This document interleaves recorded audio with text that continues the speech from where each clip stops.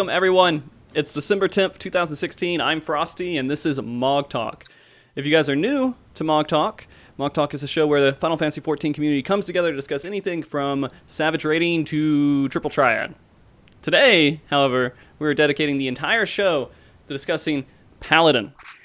And to do so, I brought on two extremely talented Paladin players. First, and you know what? And first-time guests to MogTalk. You guys are completely new to the show, so this is extremely exciting.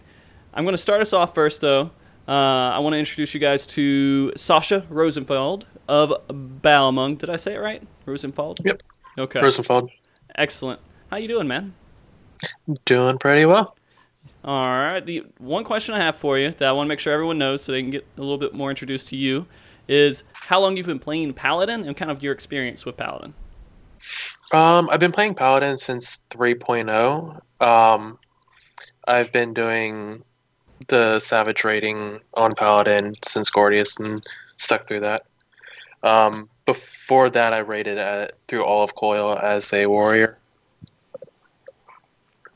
You know, that's kind of funny that you said you started off with in Gordius, but you stuck through it. Mm-hmm. A lot of people don't remember that that's a thing that you would have to do. Yep. So if you played Gordius and you played Astro or Paladin and you stuck through it, that means that actually does mean something. Yep. The next guest, of course, we have Mr. Call Me Hooops of Gilgamesh. How you doing, buddy? Doing good, champ. Doing good. I love it that you call me champ and chief and boss. like the entire time I'm talking to you, it's like, I don't know. Is that just your thing? Yeah, that's what I do. That's your deal. I gotcha. How long have you been playing Paladin, man? I've been playing Paladin since second coil, all the way through. All the way through? 3.5. Yep. No stops. No stop. How'd you like Gordius? It was rough. Killed it right before Midas, so. Oh yeah, that's rough. Yeah. Now you're on the top of the charts, man. Oh yeah. Yeah. All right. There's only one champion of Balana. All right. Sorry, I understood what you were saying. It was just kind of out of the blue for me. All right. So today I do want to talk about Paladin, and I want to go through a whole process here. The point of this show is to have a discussion about Paladin and how to succeed as a Paladin. It's not a show where we say, "Oh, Paladin, I wish it had this. I wish it had that. I wish," and that's the entire show. This show is going to be a show where we're like, "Yay, thumbs up, Paladin!" Right? That's what we want to go for. We tried the Tank show, and we tried the Paladin Dark Knight show. Now we're doing the Paladin show. All right, guys. And if either one of you guys comes across and you're like,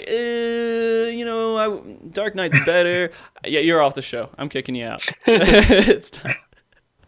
We're going to have a show, and, we understand Paladin right now is out of the meta. This is something that's a little bit more niche. People like to run Dark Knight Warrior. So playing Paladin is something that's a little bit more unique, and, screw it.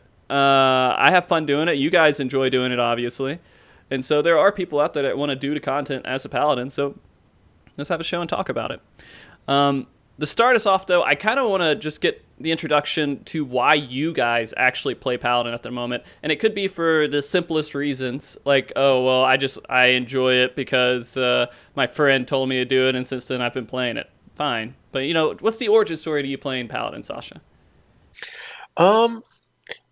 It actually was my second 60, or my second level 50 back in 2.0, but as far as why I've been rating as it, I tried going Dark Knight in 3.0 because I'd always loved Dark Knight in the series, and I didn't really enjoy playing it in this, so I decided to try Paladin instead, and I enjoyed it a heck of a lot more. All right.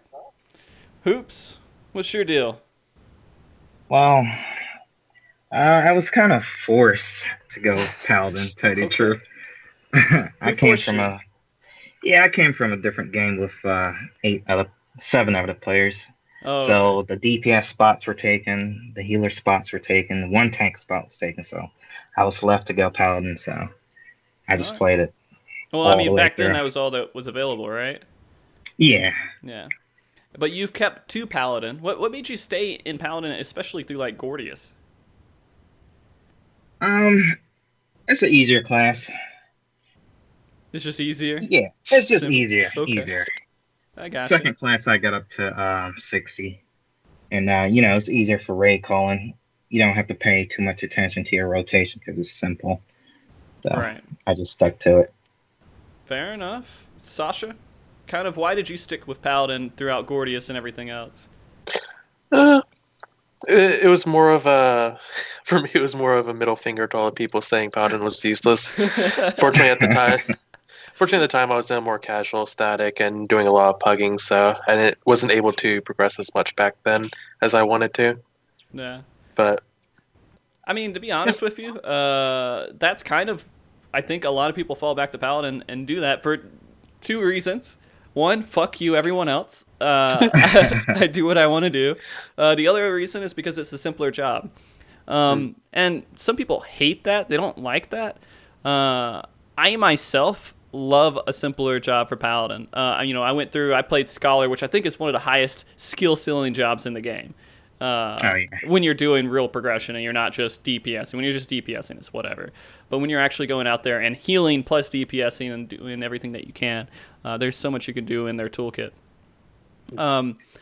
And doing those, I had trouble doing the other part of my job, which was raid leading. Because I'd be so focused on myself, I couldn't really do anything else. And so Exactly. simplifying myself back to Paladin kind of made it easier for me to pay attention to the fight, find out where mistakes are, and we're progressing way better, not just because it's an easier tier than the last couple tiers, but because I'm able to find out where the issues are and fix them. And some people don't operate that way. I mean, some people will have groups and they don't really have a raid leader, or they have a raid leader, but everyone else is like doing 100% everything on their own without anyone telling them anything. Are your groups kind of like that? Do you guys just have independent players that just get together and play, or? I'll let you start, Sasha. for the most part, like our Dragoon actually steps up to do callouts when needed, but in general, just kind of do our own thing and make fun of the people who screw up. Nice. Well, in my group, I have to say the Astra and me do the calling out most of the time. Yeah. And I mean, like, people will replace that sometimes with ACT. And I mean, that makes sense. But I've grown to hate ACT and callouts. I mean, I'm fine DPS. I love knowing DPS. I love getting all that information because that's important when you're raid leading too, is to know who's falling behind in their own way. But I've done WoW with deadly boss mods, and it tells you every mechanic and tells you what to do, and that feels stupid to me. I don't know why. It just doesn't feel right. I feel more engaged if I'm paying attention to the fight and doing the mechanics as I see them happen in the game. So maybe that's just a snooty little thing that I do, like I'm trying to be a hipster or something and not use ACD coolouts, and I'm playing Paladin. I go in and get my coffee from my indie coffee shop or something. I don't know. But I enjoy it. I mean, in the end, I really do enjoy it. Even though the class is so simple, I feel like I can pay attention a lot to the fights, and that's a lot of fun to me. And so I guess it just depends on the type of player you are. Going forward with that, Hoops, what kind of person would you recommend play Paladin? If people are like, oh, what tank should I play, and you had to kind of describe the tanks, how would you put Paladin in its role? Definitely, if you want to learn about tanking, I would go Paladin first. Just always kind of first? Straight off the bat. Yeah. You're a beginner, Paladin. A little more advanced, you go the other tanks. Right. That's the way I see it. And those tanks, they can get really advanced and kind of goofy to play around with. So people who want to have those more advanced cogs, I guess, in the machine can go to those. Yeah. Okay. So you would kind of define it as the starter tank. Yeah, almost. basics. Okay. Yep. All right. Sasha? That's actually pretty much my exact same opinion. I always, whenever I have people come to me interested in tanking, I'd say go Paladin first, because it's the easiest class to learn the basics of tanking on. There's not a lot of extra class specific stuff to worry about, like with Warrior and Dark Knight. So right, it's very straightforward. And I think all of the new jobs they introduced in Heaven's Ward were meant to be kind of advanced jobs in their own way. Machinist to me felt easy as hell. I don't know why, but for some reason it just clicked, and I never had any issue with it. But people complain about Machinist all the time. Astro didn't. No one cared about Astro until this expansion, this last tier, which is kind of sad and depressing because they were good for quite a while. Just Gordius killed them. No one wanted to play them anymore. But yeah, no, I think I would agree with you. I would say everyone who wants to get into tanking should start out with Paladin. And that way they understand what that role is. And when you start to get into what a tanking role is, I feel like you also should understand you have priorities tanking, right? Yeah. One, you need to hold Enmity. That's your number one priority, right? Holding Enmity. So it's not attacking other people. Two, mitigation. You need to make sure you mitigate the damage enough for your healers to heal you. That's not like, you don't have to over mitigate. I mean, you should at first. You should always know all the tools in your kit and over mitigate.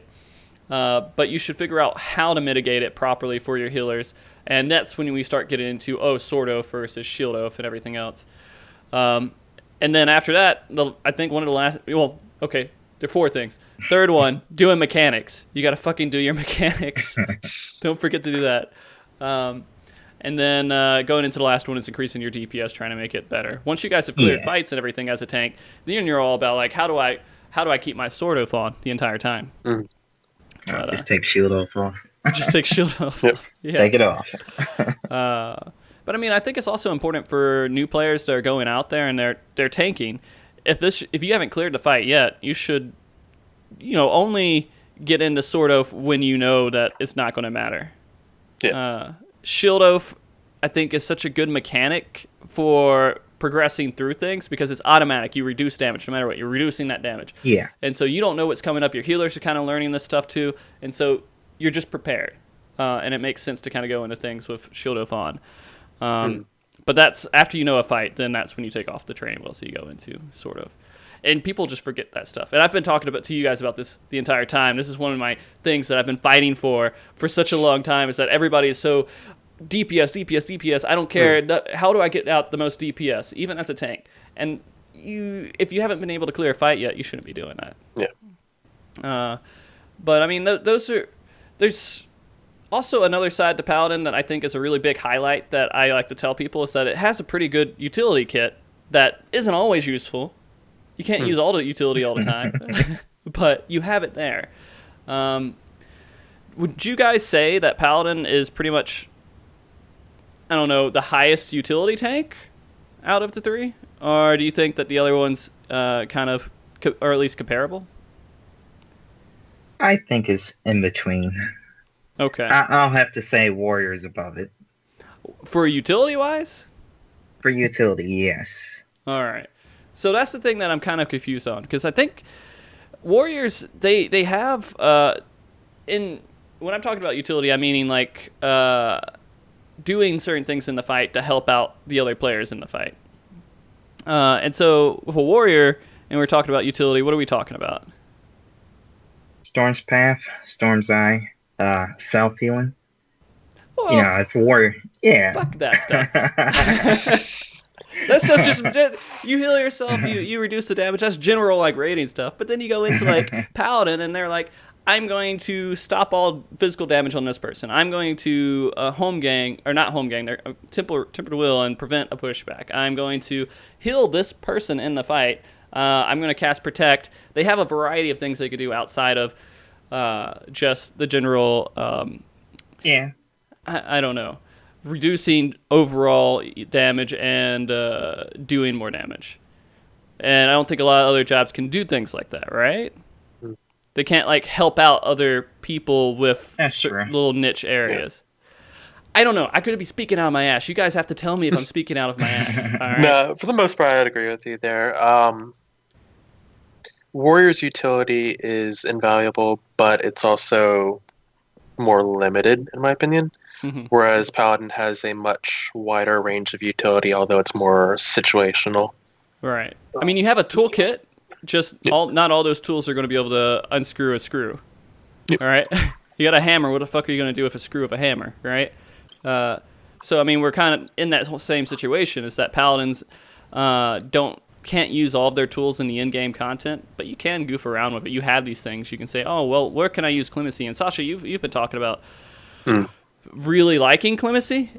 And so that's something that I want to get into. And so we're going to move on to the utility part of everything. Sorry if I'm just completely speaking too much here, but I wanted to talk about that because a lot of people will either say Clemency sucks and is absolutely garbage, or they'll say, yeah, it's great.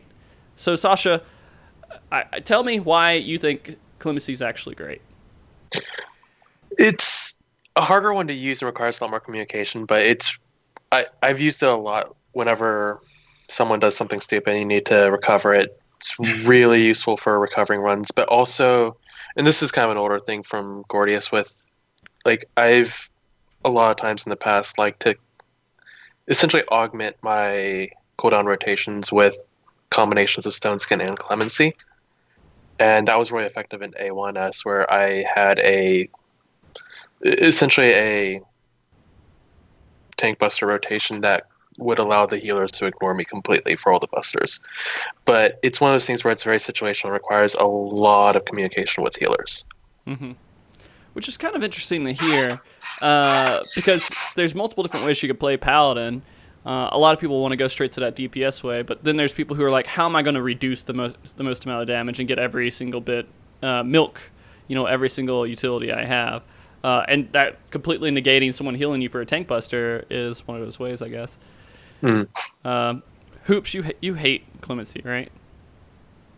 Yeah, Okay. I do, but I do have to say my favorite utility for Paladin has to be Divine Veil by far. It's just amazing. Oh yeah, no, Divine Veil is just phenomenal. rotating it with your Scholar in terms of big raid wide damage. I think is just very good. Mm-hmm. Where you don't have deploy, you can use Divine Veil, maybe Sacred Soil. It's just good, man. Yeah, no. And I think that gets overlooked way more often than it should as a benefit to Paladin, because when people want to reduce damage, you think about Storm's Path reducing overall damage constantly throughout the fight, but then you also have this whole conversation, the only things that matter are things that you can't heal. And so people want to reduce the damage to these really big AoEs that are going out, like Mega Holy or whatever that's going out, or wherever you find you're having trouble with healing that certain spot. You throw a Divine Veil out and fuck it. You might have just solved the problem. Works perfect when the boss isn't targetable and where, Path or Virus doesn't affect it. Yeah. Divine Veil. Yeah, just done. Yeah, exactly. Because there are a lot of cases where you can't actually reduce there's no way to reduce the damage. You just have to put up as many shields as possible. And you achieve that with Divine Veil. And you can't achieve that with Scholar Astro either. I mean, I don't know if there's any Astros who would go shield spec with a Scholar, but you can't do that because they don't overlap, right? Correct. So it's kind of neat to see that. And you don't need someone to activate it for you, but it Clemency. will. Yeah, you can Clemency it. But then you lost a global cooldown, right? Your DPS is lower. So it usually just automatically goes off because you're a main tank. Usually, well, if you're not the main tank, sometimes you're off tanking. But you're going to get a heal off on you anyways, and it's going to get activated by someone else just healing you out of general healing. So I don't know. I feel like it's just so sad when I hear all this like bad rap that Paladin gets. Even with all the people saying, "Oh, Paladin sucks," delete Paladin, all this other stuff. How do you guys react to that stuff, Sasha? How do you react to that? I laugh and move on. You laugh and move on. You're like, fuck it, I'm still playing. Yeah. I gotcha. Hoops. Me? I just tell them to look my name up on FF logs. Look up astrologs. Look up astrologs. Tell me where I'm at. Yep. I like to compete. That's what I like to do. I try to maximize Paladin DPS compared to Dark Knight. Yeah, I'm the same way. Yeah. Sai's calling you out for not saying why you hate Clemency. It's a global cooldown. I think that's why you probably hate it, right? Yeah, if you're main tanking, it sucks. Mm-hmm. Because you can get interrupted. All right. But But I mean, you would have to find the right times to use it. Yeah. I mean, that's really it. You just have to kind of piece it together. It's not a simple auto easy heal, and I guess that kind of takes away, like with what we're promoting about the job being a simpler job, is that when you start getting into the nitty gritty stuff of how you use some of it, with Clemency, you actually have to plan that stuff out. Right. I don't really. I think I've used it a couple of times before. Like if I see someone that's low health, I mean it's a nice thought if you can not get interrupted.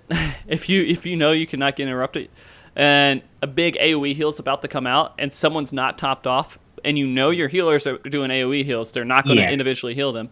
You can shoot it over towards them real quick, and you could save somebody from dying. Losing a global cooldown to stop a DPS from dying is definitely worth it. But you have to be a good paladin. Yep. And no one's a good paladin. They're only good dark knights, right? they don't want to explore Get them out of here. these things. Yeah. No more Dark Knight. Yeah. So I guess the other part in utility that I want to talk about is Tempered Will, because we were talking about how it's not really even used in the Savage tier, though, right? Can you guys think of a spot where you're like, oh, I can use it in these 4 turns? There's really not much use for it this turn. Like, there's a couple of points that you could use it, but it just really doesn't make a difference. Yeah. For example, A11, when he pushes you back, if you want for some reason be on the edge of the arena, I guess maybe you can try it. I haven't even tried it because I've never even thought about using it at that point. I've only used it twice, and that was in A10, like I said, in the in and out mechanic. I just take that last hit right before he transition into the steamroller phase. Yeah, that's where I use it, and the regions just take you back up. Yeah. No, that makes perfect sense to me. Because you don't really think about these things and how you can actually apply it unless it becomes a necessary thing, like people run into and they're like, holy crap, this makes a world of difference. No one's going to tell you. No one's going to try it because it doesn't really matter. It's fun to use in things like Sophia.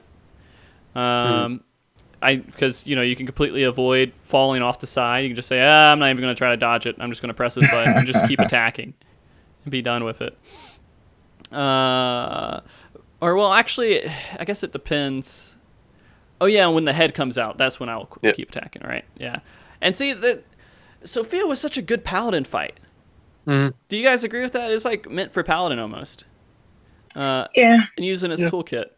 Sheltron is powerful as hell. Even though God, I love that. I hate that tank buster because you can easily miss it. It's so easy to not get those buffs up in time. But if you know the fight, you can do so many things with cover, with Tempered Will, and Sheltron. And it's would you say that Paladin is probably the best tank to bring into Sophia? Yeah, probably. Yeah, I have to say so. Yeah. There's a lot of physical in that fight. Yeah. Or Sheltron, Bulwark.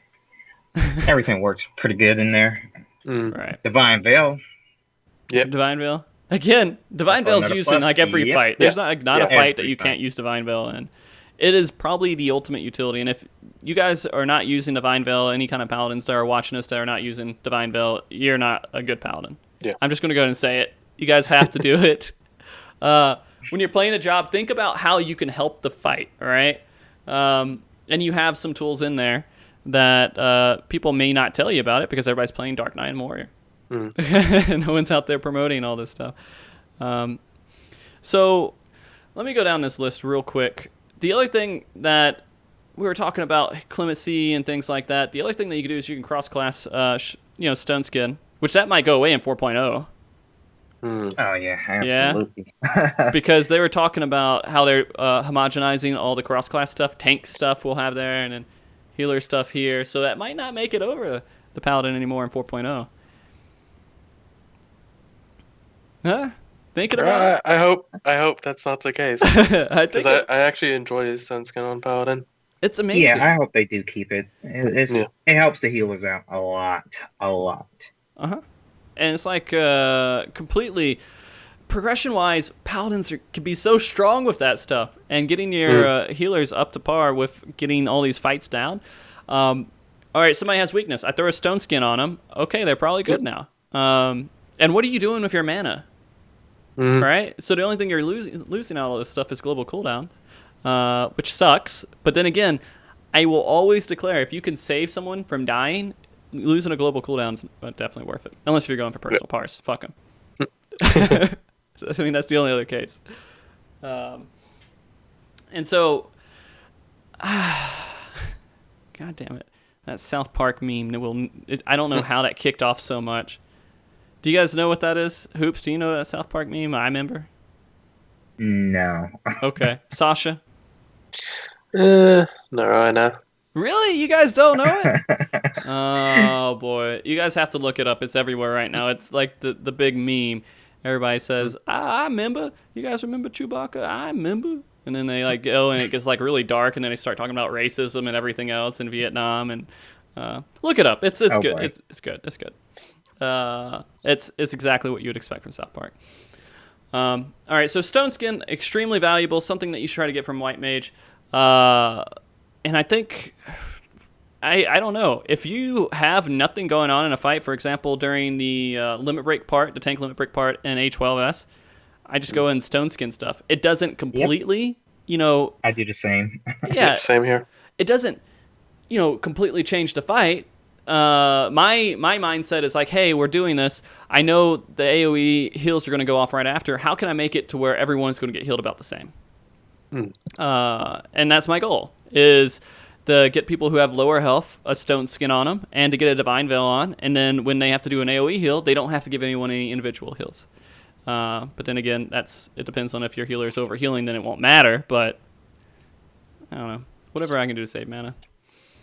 All right, so you said Hoops, Divine Veil, you love it. It's utility for Paladin.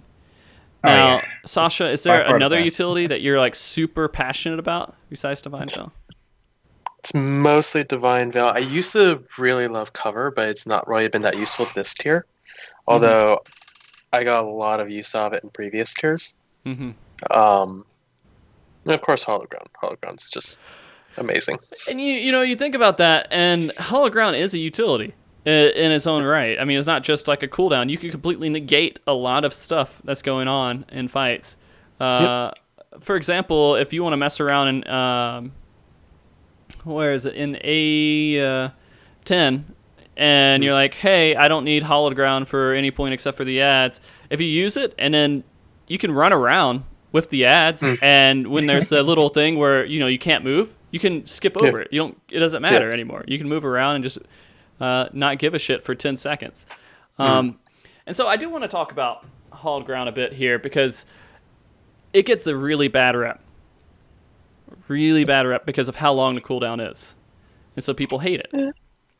I think the cooldown's fine for the most part. Like, it's a really long cooldown. The biggest problem I had with the cooldown before was cooldown's not resetting, but that's no longer a thing.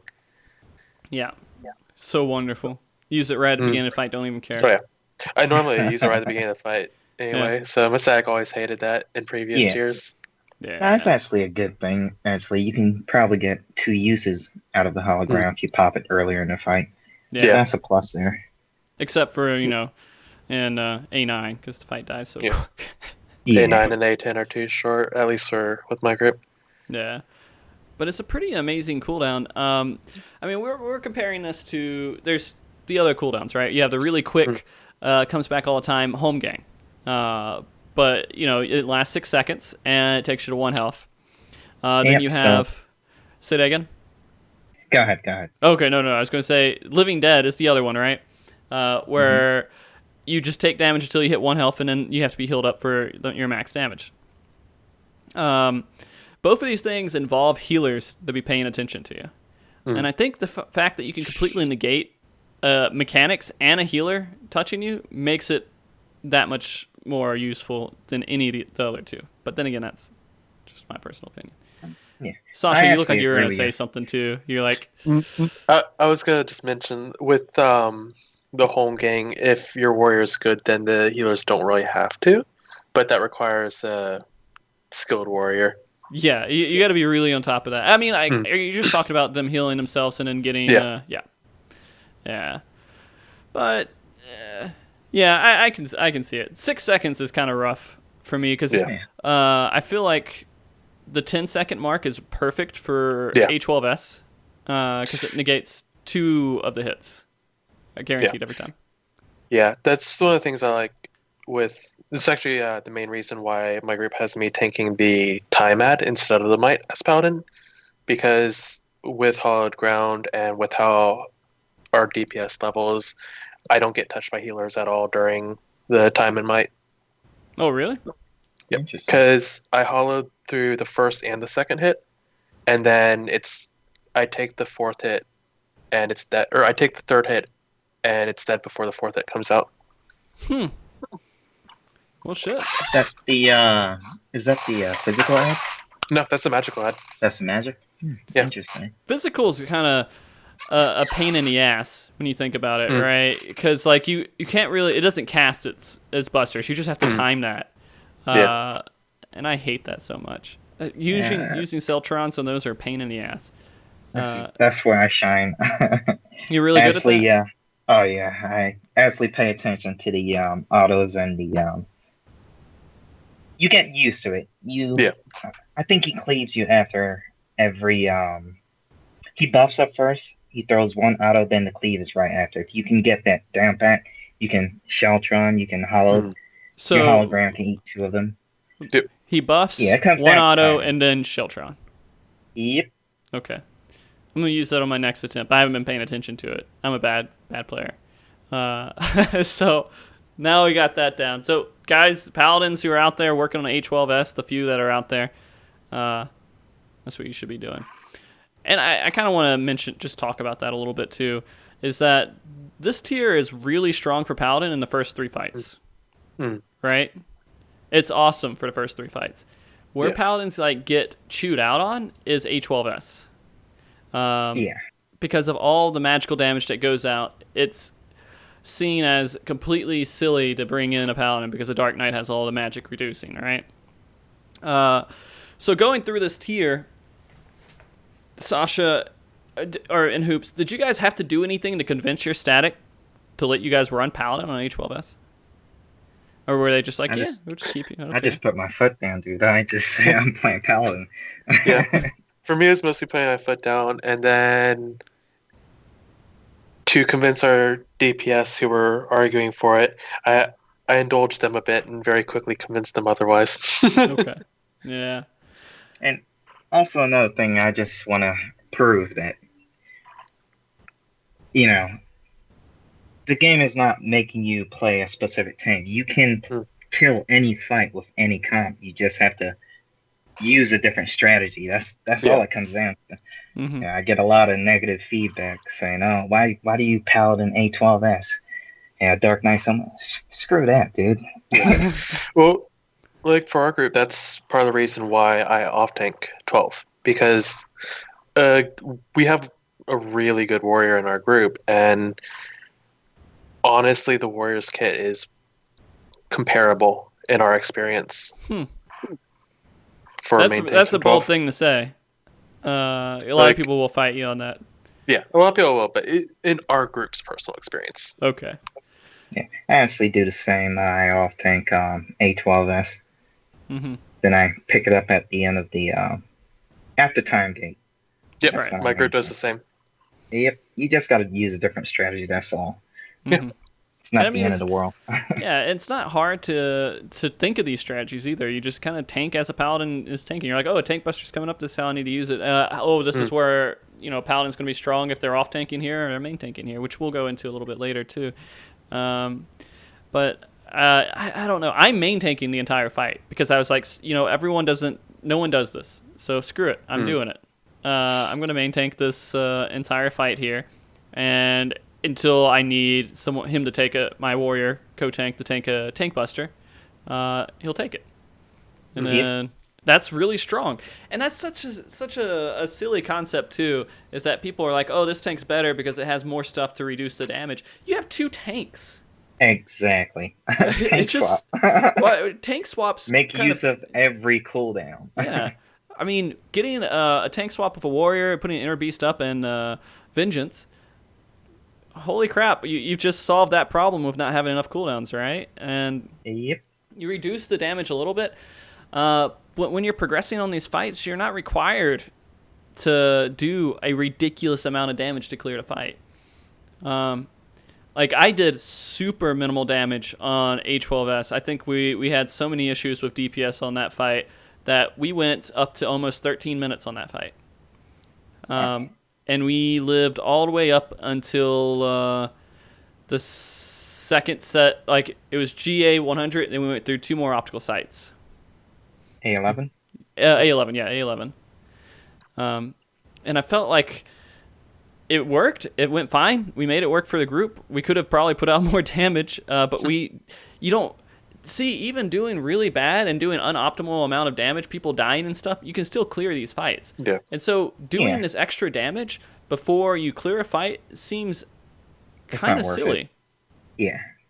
I mean, once you see Enrage and you notify, then you pick up on the parts where can you use Sword Oath a little bit more, where can you pick up more DPS, stuff like that.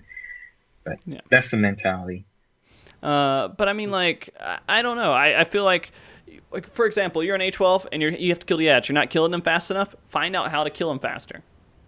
But if you're killing them fast enough, then you don't even need good AoE damage in that fight, which is where Paladins get most of their shit.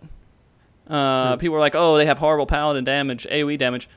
There's not a lot of parts within this tier that I feel like that AoE damage is going to make a difference in any of these fights. It's just going to pad your damage. And A12S is the best example of that, I think. Right? Or I'm crazy? That's about right. Yeah. Just in the raid tier, in creator. That's what I mean. I know if you go in, no one wants to run a speed run in expert with a paladin. They want warriors, and they want dark knights to go through and do all that damage. But in A12S, when you're killing all the AoE adds, it's on a timer. It's not, if you kill them faster, it's not going to do anything for you, even in a speed run. Yeah. Also, if you have a summoner, there's yeah. So you're just sitting around, and that's all it is. Which could be a bad thing if you have someone who needs to keep up stacks or something else, like your monk. But then again, no one wants to run with monk either, right? So, unless you have a paladin. Yep. All right. Sorry, I keep jumping ahead of things, and I keep getting these conversations because I forgot to warn you guys about this. Like, I'll get into these topics, and then like we have this nice layout and everything. But if my mind's going somewhere, we're going in that direction. We're skipping over some of this other stuff. But going back to utilities, I'm sorry, and a lot of this will turn out to be me ranting a little bit too much. So guys, feel free to tell me I'm wrong or tell me to shut up anytime you want to. There are a couple other things that Paladin has, which is protect, right? And so the reason I call this a utility in the fight, and you guys can tell me if I'm wrong or if I'm right on this, I'm completely fine with it, but using protect when someone dies and putting that on them when nothing's happening in the fight and it's a transition part of the fight and you can't put out damage saves your healer's mana. So it is a utility. It's not a huge boost, but it's something that I feel like every paladin should be trying to focus on. I actually do the same thing there, especially like in A12. You know, if somebody happens to die, and the big AoE damage is coming up, you can use protect, stone skin, save your healers at MP. Yep. That's how I always felt about it. I mean, you have this kit to help out your healers, and that's really what I'm used to. And I'm sorry, I'm missing a lot of stuff that's going through chat right now because I'm getting heated myself in my own little personal vendettas about the job. But there's probably a lot of people saying, no, you're stupid. Why are you saying this? Right? Am I missing that? Yeah. I think my personal opinion on protect in that regard, like, yes, it's very useful for those reasons, but what's more useful is people not dying. Yeah, that's the most useful thing, right? Yeah. And so, but I don't know. I feel like people need to like look at rating as in like realistic standards of progression. You're not going to go in there with an A+ team that knows everything about the fight and will not die. You're going to go, unless if you're on farm, and when you're on farm, screw it, do whatever you want. But when you're going through progression, you want to get this stuff down, and you want to do it with the group that you're with, unless if you hate the people and you're like, oh, you guys don't do enough DPS. Peace. Going up to Elysium, going to join them, improve that I'm a really good player. I'm going to go out to so-and-so and be like the #1 world first raider. Yeah, sure. That's good. But you have to be in a group with that. If you're in a standard raid group, that's not realistic. Right. But yeah, don't die, guys. If you try to avoid that. Yeah. Unless if you're an A4S. All right. Actually, what's funny about did I give you guys some salt to work with? Actually, something funny about Protect. Me and my Astra always fight over Protect and Stone Skin. Whenever we wipe and we're getting the group prepared again for another pull, yeah, I'm like, dude, why are you protecting? Let me do it. You worry about your cards. Yeah, I just okay. Let's highlight that about Paladin. Paladins can put Stone Skin and protect up for your raid members at the beginning of the fight. Yep. What other tank can do that? But no, I mean it's something that I feel are just minor tidbits and usefulness. Hallowed Ground, Divine Veil, and if you have really good timed clemencies, and you can find spots for where Tempered Will and cover can kind of work, then those are good. Hallowed Ground is always good. Divine Veil is always good. You have to make sure you're making the proper use out of that in every single fight. The only other thing that you can really have, and I put this under the utility section just because I felt like it was it is helpful, and this is something that DPS need to realize too, is Bloodbath, right? You get health back from that. Why is this considered a utility? Because if you use it and you gain your health back up, you're saving a healer from having to heal a certain amount of damage to you. Yep. And you're topping yourself off. And so this, again, saves mana for your healer. If you're a DPS and you're not using second wind at key points and letting your healer know you're using second wind, then you're an asshole. Try to let your healers know where they can cut corners and they can make the clears a little bit easier. And that's healing yourself is a super, super good utility while raiding. It's amazing. As long as you communicate that with your healer so they're not overhealing. But yeah, that's correct. Also, one more thing we should put on the utility kit is the Hallowed debuff. Yeah. That's actually one thing a Paladin has over every other tank. Every other class in the game. No one else can put up that debuff. And that's really good for all the fights except for A12S. 12. Yep. A12, it's good for the might tank if you're tanking might. But it just doesn't do enough in that fight. And I think that's everybody looks at that very last fight and they assume, hey, I need a tank that can do this very last fight. So who do I want to go through all this tier and make it work until we get to this last fight? And that's usually why people jump to Dark Knight. But Hallowed, it can make a world of difference. And you say that's a utility mainly because you don't want to use it because you want to use Royal Authority. That's pretty good for prog. It's good for prog, especially on physical tank busters. So let's just talk about the physical tank busters that will work on this tier of prog. Where do you find it like most useful? A9. A9? Yeah, definitely A9. Scrap lines and A10 for sure. The was it Gobrush? Yeah. Oh yeah. I'd say Gobrush and then the cleaves in 9 more so than the scrap lines. The scrap lines are really easy to over mitigate. Gobrush feels like it was meant for a Paladin. Like that was a tank buster designed for Paladins. Absolutely, dude. Definitely agree there. And it's like, hey, Bulwark can kind of be useful. You have 3 attacks coming in there. It's going to get one of them. All right? And so, there were a couple of times where it actually blocked all 4 for me. Oh, really? Pretty beast. Oh, yeah. Nice. You just see 23%, 23%, 23%, 23%, all 4 of them. Plus the reduction from Rage of Alone. Then you can throw a Sheltron on there to guarantee 1. I don't know. And then you can also... The other thing that I guess we need to talk about is the cooldown awareness. Because I always felt like Paladin was insanely good at reducing AoE damage. Insanely good. Not this raid tier, because it doesn't matter, but when you're in like dungeons, right? And you're going through that and you pull the entire room and you flash everyone, and you can keep up flash for how long? Is it 6 seconds or 9 seconds? Where I don't know For how the that blinding? Yeah, keep all the ads blinded. And that's a hell of a reduction. Right? And then you add in Bulwark, and you add in Awareness.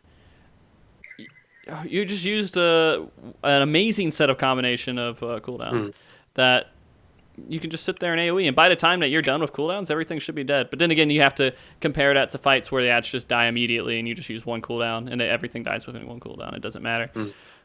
So that's one of those moot points. But would you guys like to see Paladins in a more defensive, like, say, okay, I'm going to phrase this a little bit differently. Would you guys like to see the tank meta to go towards a more defensive tank meta instead of a more DPS tank meta, or are you happy with how it's set up right now? I would definitely like it to go more defensive. Like, that's why when they did the Vit strength changes, I was extremely excited. Oh, yeah. I was too. I was like, all right, I don't have to worry about health anymore and cutting corners with health. I'm always just going to have good health. I don't have to think about it anymore. Yeah, I thought that was pretty smart too, what they did with that. But I kind of like the DPS side of it. I like pushing the numbers. Yeah, I definitely enjoy pushing numbers, but I would enjoy more pushing the numbers I'm taking down, and that being the more viable meta. But in the meantime, I'm definitely enjoying the offensive meta. That's for sure. I was thinking about this. I was in the shower the other day, and I was thinking, this is a neat little idea. And I don't know, maybe I'm stupid again. But, you know, when, for example, fail cleave, you're getting off a really strong fail cleave, you're like, 15k, yeah, and you feel really happy about that fail cleave, right?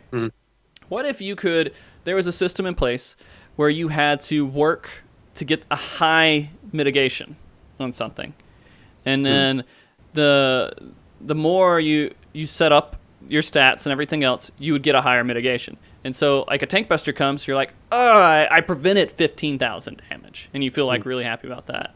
Would that be something that you guys would be you would think would make tanking like damage more interesting? If you could find some way to do actually a setup, a combination that would eventually lead you to a really, really high mitigation. No.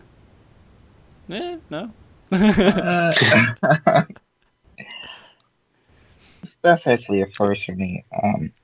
Because you don't know how much you reduce half the time. You're just like, I took no damage. It could have been because of a virus. It could have been like a combination of things that reduce the damage for you. But if you could see like really huge numbers when you actually reduce damage, I don't know. Yeah, I think that would be cool. I would enjoy being able to see how much I'm reducing. Yeah. It'll be interesting. I think that would be cool instead of saying, blocked 15% damage or blocked this. If like a number just popped up and it was like critical block of 20k or something like that. Like you press Sheltron, you're like, I'm ready for it. Bam, reduce all this damage, and then you could get really excited about how much damage you're reducing. Yeah. So I don't know. Random thought tangent that completely took off track. So let's get this train back on board here. We went over basically all the main bits of utility out there. Do you guys, do you think we could have a really long conversation about other tanks and their utility in the same sense? Because, I mean, when we talk about cover and we talk about all this other stuff, you can't really do the same thing with warrior. You can talk about, we reduce damage this way, and we heal ourselves this way, but you don't do other things for other party members, right? Right. You can try to do that with a paladin. Paladin has something in their toolkit that does that, but no one cares about that. It's like what do you call it? A novelty. And so it's kind of depressing to see that. But then again, if you're the kind of tank that you really just want to be a tank, and you want to go out there and you want to help other party members, and that's what you want to do, Paladin. you can't do that with any other job. Yeah. So, All right, well, cool. Utility-wise, I think we're good there. Now we get into the part where I actually want to go back to where we're talking about who you need to be playing with as a paladin. And I say need to be playing with just because these things complement each other really well. And now, the first thing I want to go into, and this is the conversation that has happened multiple times, and it always turns out the same way, is that you always do Dark Knight and Warrior or Paladin and Warrior. You never do Paladin, Dark Knight. And everyone hates it. They think it's just not viable. It doesn't make any sense because you're losing out on Storm's Path. It's just not replaceable. You can't get that anymore. Just like Rage of Alone, you can't get that anywhere besides Paladin. But Storm's Path is overall damage. So it's kind of an amazing concept when you think about it. But then again, like we were talking about earlier, there are some things that Storm's Path's not going to be able to affect. Correct. When you have these big hits that come out when the tank or the boss is not targetable.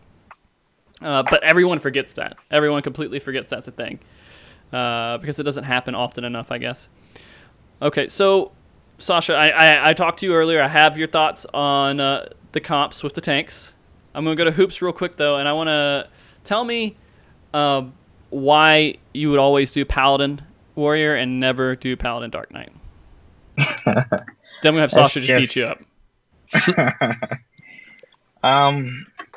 First part, you're just losing out on too much DPS. Okay. Firstly, you're without I mean, you'll have to change up your whole party comp. You need a ninja in the group. It's just awful. Okay. Path, amazing. But if you run Dark Knight Paladin, it's weird because they both shine when they're main tanky, Dark Knight gets the reprisal procs, the low blow procs, and the Paladin gets a DPS increase with the shield swipe procs. So I don't like that combination at all. Okay. It just works really well with a. You feel like the Paladin synergy is completely just lost. Yeah, right? It's just lost. Okay. All right. Sasha, what's your thoughts on it? Realistically, my biggest problem with it is with Dark Knight. The shield swipe procs are nice. There are ways to make your healers hate you and still fish for the shield swipe procs in a lot of fights. But realistically, for me, I see shield swipe more as an enmity boost than a DPS boost in general. Okay. The biggest issue for me is losing eye. So you have a ninja who's going to be very displeased with you because he's losing far too much DPS. The loss of path. It will hurt in Prog. it hurts most in Prog. On farm, it's not too terrible, or if you're in a more casual group, it's not as big of a deal. That's progressing later, but it hurts a lot. I mean, but you it's made mostly a really good point there. If I'm just going to interject for a second, the different types of groups that are out there. You have groups that raid later, and you have groups that clear everything within the first week. If you're clearing everything in the first week, you should always figure out what the meta is and be as optimal about it as possible. And all of the players who are trying to clear it within that first week, they are going out and they have all these jobs leveled up, and it doesn't matter to them. We're talking to people who are playing Paladins, and they do whatever they want to, and they clear it however fast they want to clear it. Sometimes they clear it really fast, too. But those are good players that know how to work with this stuff. When you're clearing it later in the patch, the path is basically replaced by gear upgrades if you had to go in that mindset of it. I mean, having path and the gear upgrades makes it that much easier, but it doesn't really change the possibility of the clear. Right. So go ahead. I just wanted to throw that out there real quick. Yeah. Like my biggest gripe, honestly, with that comp is how much Dark Knight loses if it attempts to off tank. So fights like 9 where Paladin's better suited to main tank than Dark Knight, you're really screwing over the Dark Knight having them off tank. That's true. But also, yeah, like the biggest thing is just the synergy coming from Dark Knight in that comp is my issue. And yeah, I think that's really what it comes down to, is that synergy is really lost. It's a very noticeable synergy that's lost. Yeah. They're pretty much both main tanks, essentially. If you think about it, a Dark Knight needs to be a main tank because he gets his MP back from Blood Price. Yeah, that too. And Blood Price, Reprisal, and low procs. It's just Dark Knight's way too locked into the main tank role. Whereas, honestly, I feel like Paladin, it's generally considered to be a main tank, but I feel like it's a perfectly viable off tank if you have a skilled warrior. Yeah. And warriors they could do well in both situations. They kind of have that luxury. Paladins, I feel like they do well as well. Just using that shield swipe proc that you get from that kind of sucks. So you get actually reduced damage if you're an off tank, which is weird. You don't really think that's the thing because that doesn't make any sense. But Paladins hold more hate than hold hate better than Dark Knights too. Oh yeah, definitely. Because their main DPS combo, includes Savage Blade. So And Dark Knights, they don't have an Enmity boost with their DPS combo at all, right? You have one at least with Paladin. You don't have Rage of Alone unless you really want to throw it out there. You have 2? Yeah, Shield Swipe. Oh, Shield Swipe. Okay. Fair enough. Shield Swipe is amazing for Enmity. Right. Yep. All right. So, I mean, it really comes down to, if you want to do it, you can do it, but you are losing a good handful out of it. You can make it work, but you probably need to make sure you have you're prepared for the extra damage that will come in from losing Storm's Path. The good thing about it is that you don't need a monk in there, so you're going to not... See, that's the funny thing, right? It's so weird. If you have a Dark Knight and a monk in the same group, it's pretty bad in synergy-wise, because they both have the same super buff that they apply to it. And I mean, I feel like the reason they did that was just to make sure, like, hey, you don't always have to have a Dark Knight in here to reduce this damage. You can also have a monk in here, and you don't always have to have a monk in here. Instead, you could have a Dark Knight. And they wanted to give people more options with that, and it's true. But then again, when you start meshing everything together, it's the optimization goes one way a little bit more than it goes the other way. So usually if you're running with a Paladin, you probably want to be bringing a monk because likely you're going to be having a warrior, right? Yep. And think about it too. A monk makes up for the DPS loss. A good monk, that for sure. The Paladin. Well, I mean, like, all right, so let's do a quick FF logs look up here, and we'll pull up monk damage. The thing is with monks. Well, go ahead. The thing with that is a lot of Ninja brings a lot more raid DPS than Monk, even though Monk has much higher personal DPS. And there's also the enemy utility that Ninja has, which allows your main tank to push higher than he'd be able to with the Monk. I am seeing that Monk is the highest melee. So it's the highest melee. Then you have casters. And then you have bards and machinists that are up there, and nothing really touches monk until you get to dragoon. Then dragoons start to pop up here on the list, right? Well, no, you have ninja up here, so ninja and dragoon kind of show up around the same spot here on the DPS chart. The reason I feel like you need to be bringing a dragoon instead of the ninja, if you're running that, it's because my bard will be pissed off at me if I don't have a dragoon in the party, because they lose so much DPS, without it. Yeah, they do, but I will never run a monk dragoon comp. Hey, Sasha, you run a monk dragoon comp, right? Nope. We're a dragoon ninja. Dragoon ninja. Okay, I got you. So you guys don't even. Do you run? I'm guessing Paladin warrior, right? Yep. So you're actually running without the int down buff. I actually run Monk Ninja. Monk Ninja? Okay. Yep. So Sasha loses out on the int debuff, and Hoops, you're losing. Your range is just losing out on damage. Disembowel. Oh yeah. Oh, we hear it every week, dude. And it sucks. I mean, when Sorry, Stevie. Yeah. Well, I mean, the thing is, when it comes down to that, it depends on the players you have. I feel like it would hurt my bard's morale in trying hard if we did not have a Dragoon in the party. Like, they wouldn't try as hard to do damage. And I want them to try to do hard to do damage, because they're like, oh, I'm never going to be able to get up there because I don't have disembowel. So that's the weird part that I have with it from the raid leading perception of everything. Mm-hmm. But then again, you can't make everybody happy. Yeah. But when it comes down to doing speed runs and stuff like that, that's when we change up. Yes, we bring our monk goes Dragoon. Mm-hmm. And I gotcha. Our machinist is happy again. You just make all they need to do is do disembowel and let your machinist do all the rest of the damage. And you just record it on a parse.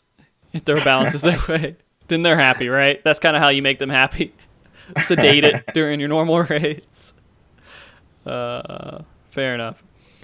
Okay, so, I mean, we're talking about this. The other reasons why you kind of... So, basically, if you're not running with a Dark Knight, try to run with a Monk. Try to see if there's some way you can make that happen in your group. You can make it work without it, but you will have healer progression. That's going to be a little bit harder. If you're not running with either a Monk or a Dark Knight, you're going to be like Sasha, and you're going to make it work either way. Right? So it can work. These comps do work. There are ways to make it without these perfect setups for you. My group runs Paladin Warrior, and we have a Dragoon Monk. So we have like the three different types of comps here, really, between our groups. I think, honestly, running without a Dark Knight or a Monk is going to be something that depends heavily on your healers. Like, my group has amazing healers, and that's why we're able to make it work. Yeah, I was just gonna ask you, how do you guys survive 12 without the debuff? We had a little bit of issues our first day in the first phase, but once we worked that out, we really haven't had that many issues. Really, the main points that we had issues is just where I threw in Divine Veil, and we've been able to make it work without much issue. Yeah. See, Divine Veil is absolutely powerful. I think honestly, Mob is actually heavily dependent on our Astrologian, because he's insanely good at the class. He's been playing Astrologian since it came out and refused to and Gordius give as up. well? Yep. You guys were a dedicated group. Yeah. He actually wasn't in my raid team at that time, although I was playing with them. But his understanding of Astro, I think, is one of the big things that makes up for our lack of int debuff. Right. And, I mean, and that's good, because an Astro can throw those bowls out there, and they can pretty much change everything. And disable. Yeah, disable. But see, here's the thing. Okay, boss is gone, you can't target it. Bowl still works. Right? Yep.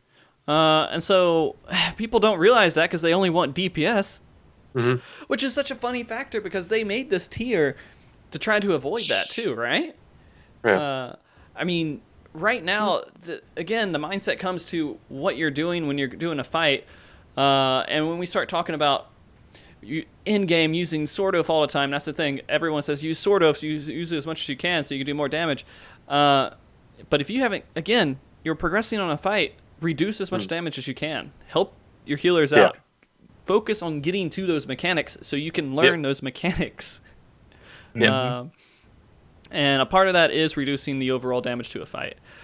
I don't know. I wish, I just wish there was someone out there constantly reminding these people who are still stuck on like A11 right now. Hey, use Shield Oath. If you're Paladin there, use Shield Oath. Just make it work. Yeah, I always. But then again, like you got that face because you don't really need it as much in A11, right? A11, it's really useful for the first half of tower phase, but otherwise, as long as your healers know what you're doing, it's not as useful as other fights. Right. I would say sticking in Shield Oath during Prog is more important in 9. Okay. 9. Just because of how much those cleaves hurt. I'm a weirdo. and I off tank it in sort of throughout A11, and I do as much as I can in sort of throughout that. But I still do less damage than main tanks because I'm not getting my shield swipes. Not because, well, probably because you don't have as much uptime also on the boss. Yeah, that's gonna be the bigger thing. Yep. And I have to kind of move back and forth, and it sucks. I mean, you get down to this point, and once you start getting used to kind of abilities, and this is just overall just skill-based stuff when you're playing the game, is you're always trying to get a skill off and then move right after it, and try to get back before that global cooldown gets too harsh and away from you.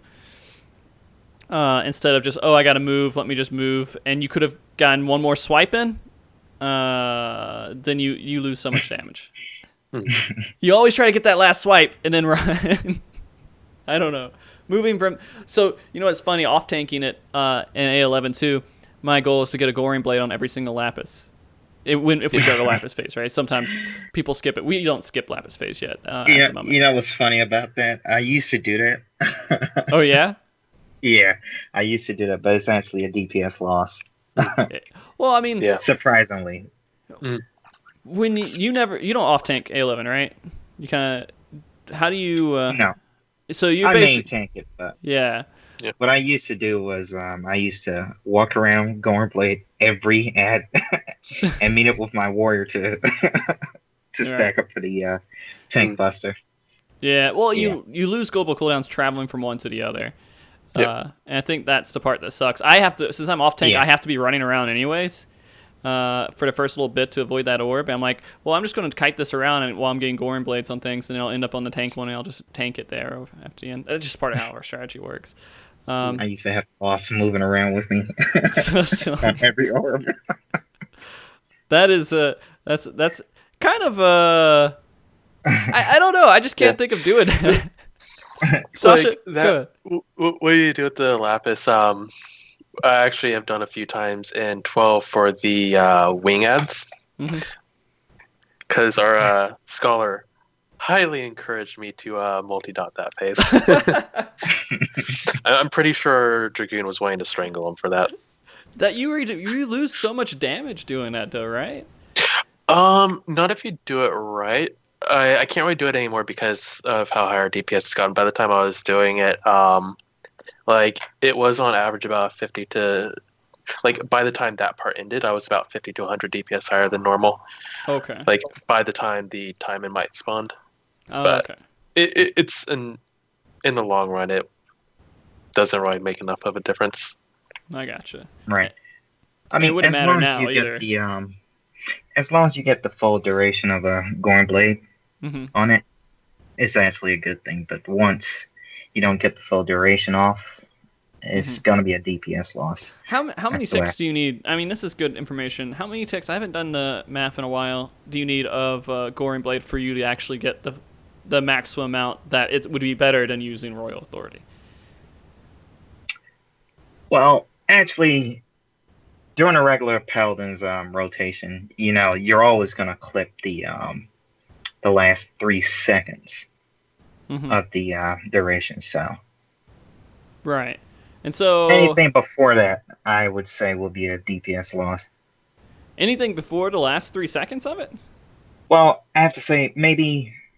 I usually think it's like halfway through the dot is where is that cutoff point. If you can get half the dot off, then you kind of gain the same amount of damage that you would have got from a Royal Authority.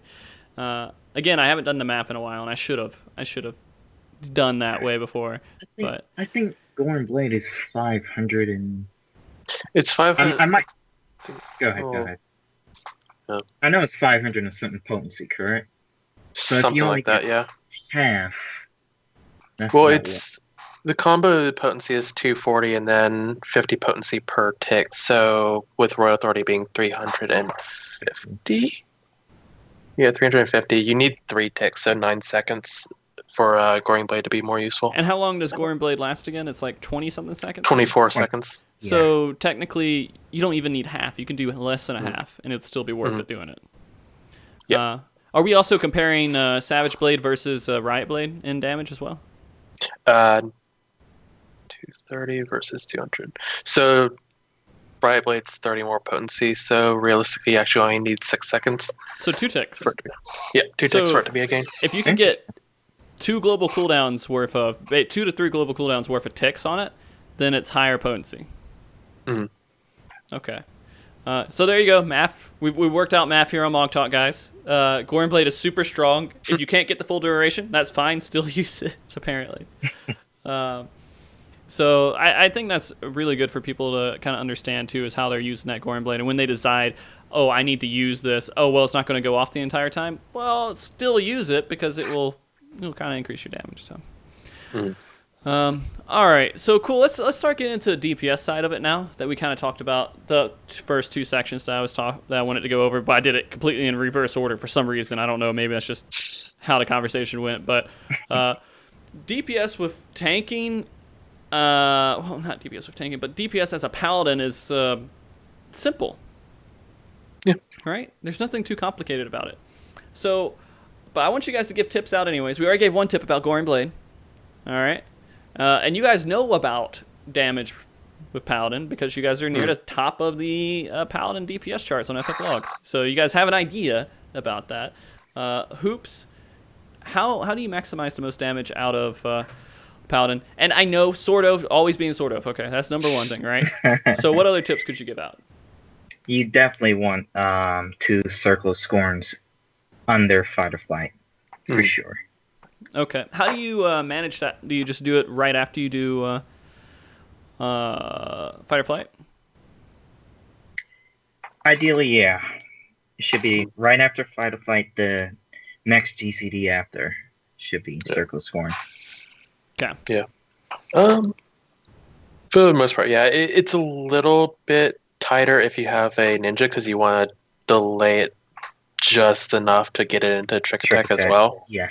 And that puts you as using Circle of Scorn with like 26 seconds left. So it's really tight getting that second one off. But like that's actually part of the reason why I run a high skill speed build on Paladin. Which is weird. I never hear that ever. It's always crit det, right? Hoops, do you know anything about high skill speed Paladin? Dude. During Prog, I had about 900 and something skill speed. Really? Oh my god, it was bad. Yeah, like was that intentional? Yeah. Why'd you shoot for so high of a skill speed? I play warrior also. I usually I had prioritized skill speed over det at that time, but it was actually bad because it milks your TP, dude. Yeah, milks it. And I think that's why a lot of people avoid skill speed in the end, is because that's a TP issue. You get TP issues with Paladin. That's one of the biggest complaints. Yeah. And so, yeah, always begging for goad. But then again, your goads could be going out to someone else on our DPS who would get more benefit out of it. Yeah, it was pretty bad, man. So, what's the point of having this higher skill speed? Just so you can get these in Fight or Flight, these hits in Flight or Fright? Or what do you call it? FOF? I'm just going to say FOF. What was the reason? I actually just thought more GCDs I could get off the more crits you get. Something around that line. Just more GCDs, more damage. But that is more valuable than skill speed now. All right, so Hoops, you would run mostly just det crit right now? Mm-hmm. All right, Sasha, you have a cap. I remember. Yeah, I usually aim for like specifically 705 skill speed. It was something I worked out with old white mage of mine who does a lot of theory crafting and whatnot for aiming specifically for Firefly. It's actually, I think, about 650 was the math that I worked out for getting an extra Goring Blade or Royal Authority safely into Fireflight. But 705, when dealing with mechanics, is, in my experience, been the safest, while also with the Ninja Opener, making sure if I need to get Circle Scorn after that last GCD, I still have just enough time to get it in there. Okay. Well, that's awesome. It's something I've never thought about. I've always thought having skill speed was cancer. but that's just my thought process. I thought it was absolutely horrible because it meant that I was going to run out of TP, which I assumed was the biggest issue with Paladins. In my experience, very few fights that's actually a realistic issue. Like 9 is the one that has the biggest issue with that in my experience. Mm-hmm. Yeah. Like, it's just nonstop. It's funny how Square Enix has these little hidden ways to buff certain jobs, and one of those is by stopping you from being able to attack the boss, forcing you to gain that TP back. So they kind of fix TP issues simply by changing how a fight works. And with your experience, both of you, going through 10, 11, and 12, you would say that you would never have TP issues? Yeah, that's correct. Yeah. Like 9 is the only one I can think of that I regularly have to ask for a goad. But even then, I get the goad early, and I'm good for the rest of the fight because of our clear time. Okay. Yeah. Just one goad is all I need, usually. Sometimes they expire if people are being stupid and it's taking longer than normal because of weakness. You had a weird face there for a second. You're just like something just hit your brain, and you're just like, oh, wait a minute, no. Yeah, okay, well, that's kind of cool. I mean, I kind of noticed that too. Like, I feel like it's overstated right now how much the TP issues are really out there for content that it really matters in. I mean, of course, if you're going to be on a target dummy for a set amount of time, you're going to run out of TP really, really fast, and that's what A9 kind of is. Yeah. So again, I off tank A9 because I'm a hipster. All right. No, I've done you're that a a few beast. times. No, you're a beast. A beast. Yeah. I think it's pretty cool to do it, mainly because I don't know how much of an increase in damage it really is. And the only reason I say it might be an increase is because you can get a circle of scoring off with those ads that you pull to the rest of the group. But I guess you could kind of do that as main tank. It is a bit of an increase because I've done both, and I output more as an off tank than a main tank in that fight. Okay. All right. So going to the next part of this, what tips do you have, Sasha, besides just that skill speed? That skill speed thing's just a personal thing that you do. Yeah. And getting basically fight or flight right off before you do a Goring Blade is kind of what you would aim for, right? Yeah, So you want 2 Goring Blades. Yeah. Under fight or flight. Definitely. Yeah. Goring Blade should be your first or your fourth combo, and Goring Blade should be your first or fourth combo in fight or flight. Okay, I gotcha. I always put it in there as my first one because I start off in shield if it doesn't matter. Yeah. Usually if I'm main tanking, it's my first one. If I'm off tanking, I delay Goring Blade to my second combo because of trick attack. I gotcha. And so it's with a ninja though. You can kind of, you guys both play with ninjas, right? I won't play without one. Okay. Yeah, I'm the same way. I hate playing without ninja. And so like I'm in that experience where I can't start a fight without doing proper Enmity. I have to go even with the ninja, I do a shield lob and a rage of flown under shield oath and then switch just for more of a cushion. In most fights, it really depends on the fight because the thing is, my dragoon generates so much enmity. Oh yeah. Yeah.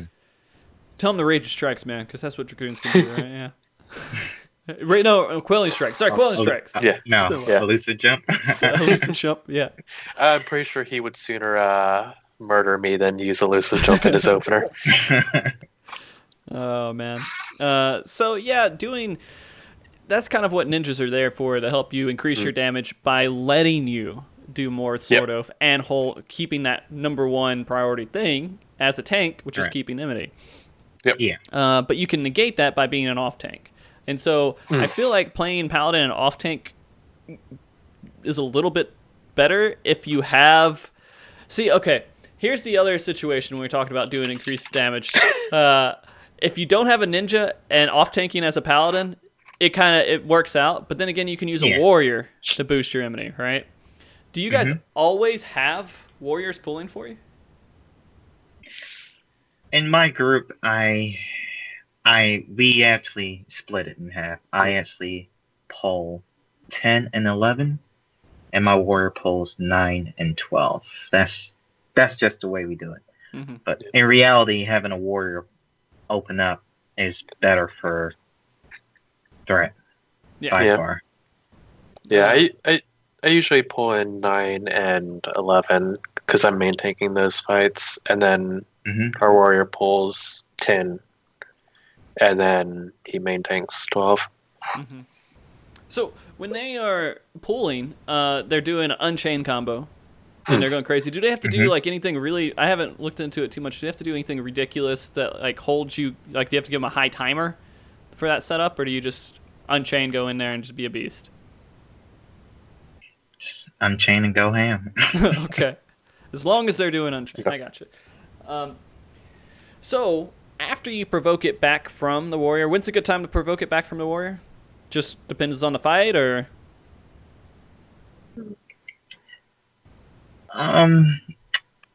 well, this is another thing I actually do in my group, and this is where Ninja actually comes in very handy. We actually we utilize both the Shea Walker and the smoke screen. So when Shea Walker's down and we have to tank swap, we smoke screen the main tank. That way, it's easier for you to pull off of him rather than switching to tank stance. So that's one thing we do in our group. Okay. All right. So I go right now. I'm a safe tank and I do shield oath just so I don't run out of that Enmity thing. But I mean, like going out and following up with a warrior. If you find a good spot, I guess you just have to figure out the fight and figure out where is a good spot to pull off, because most of the time you want them to get after Unchained's done. I guess would be a good time to go in there in general. Thought process of it, right? Either right after that or during their pacification if you don't have a bard. Yeah. Okay.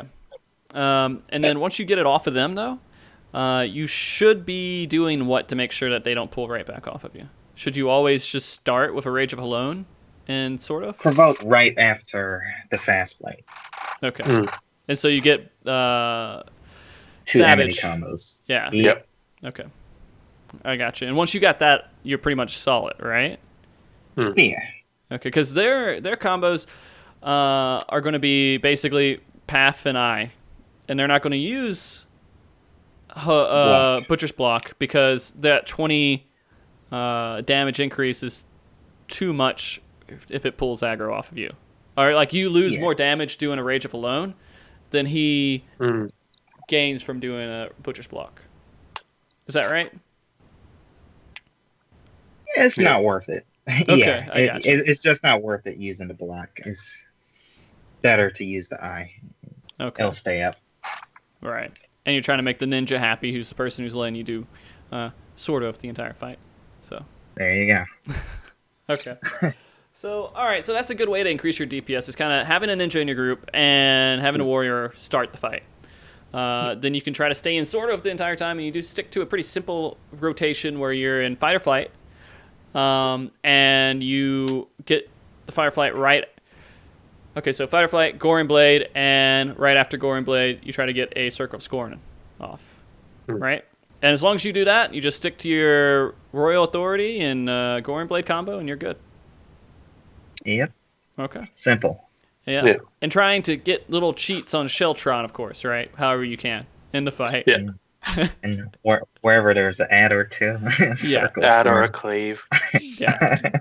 Exactly. All right.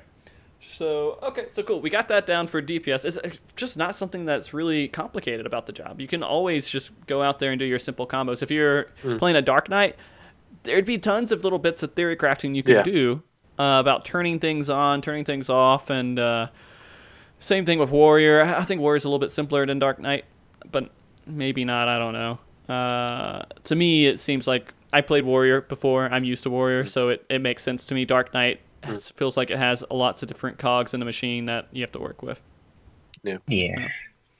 A little more advanced. And I mean, you can, real quick as a side note, you can kind of cheat and cover your main tank to get a Sheltron off too, if you want to. Yeah. Right? Oh, I do that. So there's your utility with cover. Yep. That was one of the things I loved in A5S was using cover to proc shield swipe or proc Sheltron while also ignoring tank swaps. Yeah. Yep. It's pretty crazy. It's a beautiful thing. Back in the days of Titan, man, cover was amazing. Because back then, warrior main tanking and paladin off tanking was the most DPS you could put out, right? Yeah, it definitely was. Yeah, and so if you could cover the warrior and stop them from getting that tank buster debuff, then you never switch. You just sit there and beat the hell out of it. It's easy. Yeah. Cover, honestly, in my opinion, is what in previous tiers has been making Paladin off tank so good, in my opinion. Like, cover was really good in the last 2 tiers. This tier, not so much, unfortunately. Where would you use cover in the last tier? A5S was the biggest thing. You could skip tank swaps with it. You could use it in 7 to absorb the stacks from the buster. Try to remember where I used it in 6, because I used it in 6 and on the draw. Yeah, Single draw.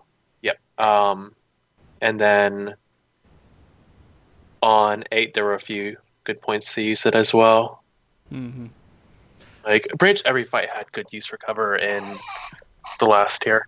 Yeah. So I mean, finding these little spots can give you guys a pretty unique strategy that is actually more enjoyable than going out there and just doing your stupid normal Dark Knight Warrior combo. Oh, I'm meta. All right, sorry, that was my one little bit there.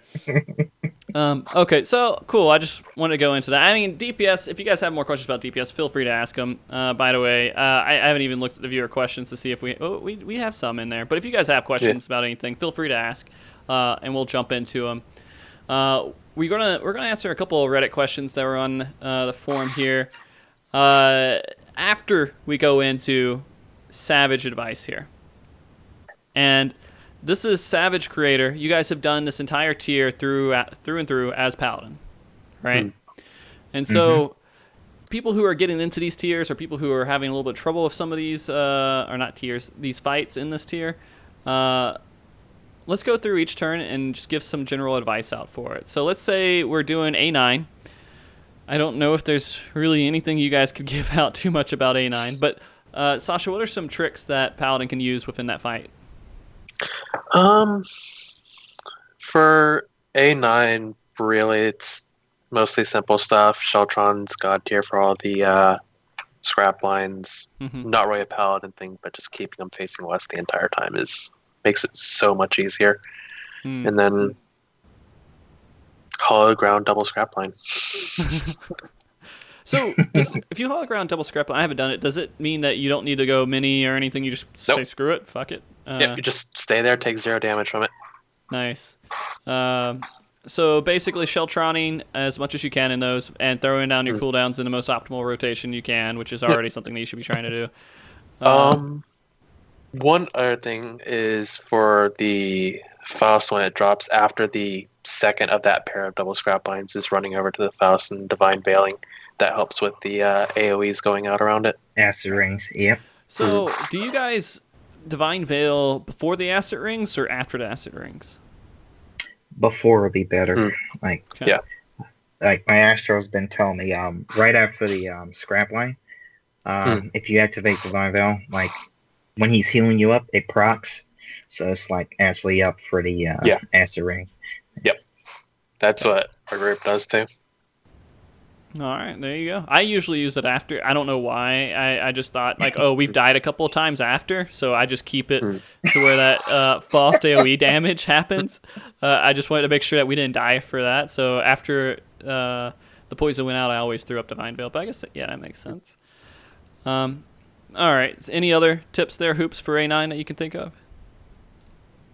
DPS-wise? Or just try to get a... Paladin-wise. Overall. Paladin-wise? Sasha's pretty straightforward and everything. However, I utilize Hallowed Ground different. It seems like the cleaves do more damage than the scrap lines. So if you time Hallowed Ground perfectly, you can actually absorb 2 of those cleaves, and your healers don't have to worry about you at all. Yeah. All right. Again, Hallowed Ground is amazing, guys. It really is. It's absolutely amazing. Especially for 9, because that's a lot of damage going out on your main tank. Yeah. especially when you're in sort of. Okay, so I'll let you start off on 10 then, Hoops. Any kind of general advice you can give off about 10? A10. You can do it, I The believe in Hallowed you. debuff. Yeah, the Hallowed debuff is actually pretty good in that fight for the tank busters. Mhm. Divine Veil, also very good for the stack mechanics, spread mechanics. Mm. Yeah, that's It sucks bad because 9 about and it. 10, you don't have to think much Yeah, to do these fights. And so it's hard to think about all these different little spots. I kind of like, oh, here's some AoE damage. Oh, Divine Veil's up. All right, done. I don't ever put like a lot of thought into it because nothing ever really prevents us from doing it. When you start pushing like hard as you can on these fights, I still play super safe when I'm doing progression, even on fights that we've already cleared, because we're at the end of 12 right now, and I want to get to 12 as fast as I can. I don't want to say, oh, I'm trying to push myself, and then we wipe, then we lose 10 minutes on 12. Yeah. And so, as I don't know, babyish as that might sound, I'd stick to inefficient strategies that work, that may increase the fight like a minute or two, if it means that we're not going to wipe, so we can get to that last fight. And that means going through and using the shield oath more than you want to. But all right. So, do you have any tips, Sasha, for 10? Pretty much the same things I said. Divine Veil for the spread and stacks. Hallowed Ground is really nice for being able to stay close during one of the tank busters, or if your group is getting the ads, it can be kind of nice while you're getting the ads if you're the one holding the ads. It's amazing holding those ads. Yeah. Because you basically get over there, pull it over to the button, and just stand under that thing and just, I don't care. Hallowed Ground. Yeah, that's what I was doing when we were the first couple of weeks when we still saw the ads. Yeah. Cover, in theory, might have a couple of uses, but because I was actually discussing where cover might be useful this tier with my healers recently, but we haven't really tested it. But you can go back anytime and test it out. Yep. I think it's a little too dangerous. Yeah, it's a little bit too dangerous. The one thing we were thinking is having... I don't know if the defense down from the swap gets onto the cover target if you do that. I haven't tested that. That might be something I'll probably test. But we're thinking like when the warrior home gangs, using cover as soon as home gang wears off. If timed right, it should have cover wear off when the vulnerability is gone. In theory. Take some testing. That's too risky. It's just our warrior who will die. It's no big deal. Whatever. Warriors are dumb anyways. Poo-poo heads. All right. Okay, so let's go into 11. This is a fight that you guys, for me, it took a little bit for progression. We had to actually learn a lot of the mechanics, and so there's a lot of thought for me that went into it. What tips can you give for Paladins doing 11? And I'll start with you, Sasha. Typically, for Divine Veil, it really is going to depend on your healers. Like, I know a lot of people, for example, in the tower phase will use Divine Veil on the double whirlwind. For my group specifically, we prefer to have me use it for the whirlwind, or the photon whirlwind that comes after that. But, like, in general, we try and use it for photon whirlwinds in my group, but it's going to be something that really comes down to what your healers prefer on that. Positioning's a big thing, but that's kind of a, learning the fight as a tank. Learning the fight, that's a tank in general thing. Hallowed Ground to take one of the busters alone is really nice. But like one thing our group does if we push it a little too hard and see the Lapis, which is really annoying that you can push too hard in the phase before Lapis and prevent skipping Lapis. Yeah. Like that's our biggest issue is we push too hard in that phase right before it. But like whenever we push too hard and wind up not being able to skip Lapis as a result, we keep both of our tanks to the southwest, and that's just the tank Lapis. But really, most of that fight, the things I can think of are more positioning things than anything else. Okay. Hoops. Yeah. Pretty much the same thing. I actually do use Divine Veil the same part you do. For the Whirlwind Photon, I use that. There isn't too much. Now for Divine Veil, so on the last phase, whirlwinds happen, double whirlwinds happen. I think that can be healed through pretty easily. It just feels like it gets really scary during the photon, then everything else going out at that point. And so that's when I use it too. I would absolutely suggest that. We have our monk use Mantra on the double whirlwind, so that kind of negates that completely. I do the same thing. And then, or actually, I think we actually have our monk use it on the photon part too. And then we have our bard throw out Mantra for like a weak Mantra for a double whirlwind. But we don't feel like that one swiped us as much as the photon has wiped us. So the other part in there where I use Divine Veil is during the DPS photon on the second part of the fight. Yeah, that's because those dots going out can kill your DPS, but you having those shields up completely just saves a lot of frustration with it. I still have to not, I attack. yell at my scholar, man. But I feel like that's a really good spot to use it. It's right when that ad pops up. Having Divine Veil out after a Tank Buster, really. So Tank Buster happens, then doing a Divine Veil, and then it will be up by the time that they need it. And then I guess any other little key points to that? I mean, you could use... Does Temper Will work if you're taking... You don't want to take that Tank Buster alone unless you're Hallowed Ground, really. Yeah. And I guess if you are crazy and you're off-tanking it like I do as a Paladin, usually when I start up the fight, I'm going through and doing my rotation. If I had a little bit more skill speed, maybe I'd be doing a little bit better with it. But I found that right after the first optical, if I hit every single global cooldown when I can hit it, I'm going to end at a point to where I can do a Rage of Alone, or I can do a Goring Blade. Having a Goring Blade go off on the boss is a lot more DPS, because that's right when Goring Blade's going to fall off, is when that ad is about to spawn, or at least that's what it seems to be. But if you can't get another global cooldown fast enough, then you're kind of screwed on aggro without a ninja. So to play it safe, you do a Rage of Alone in sort of on the ad.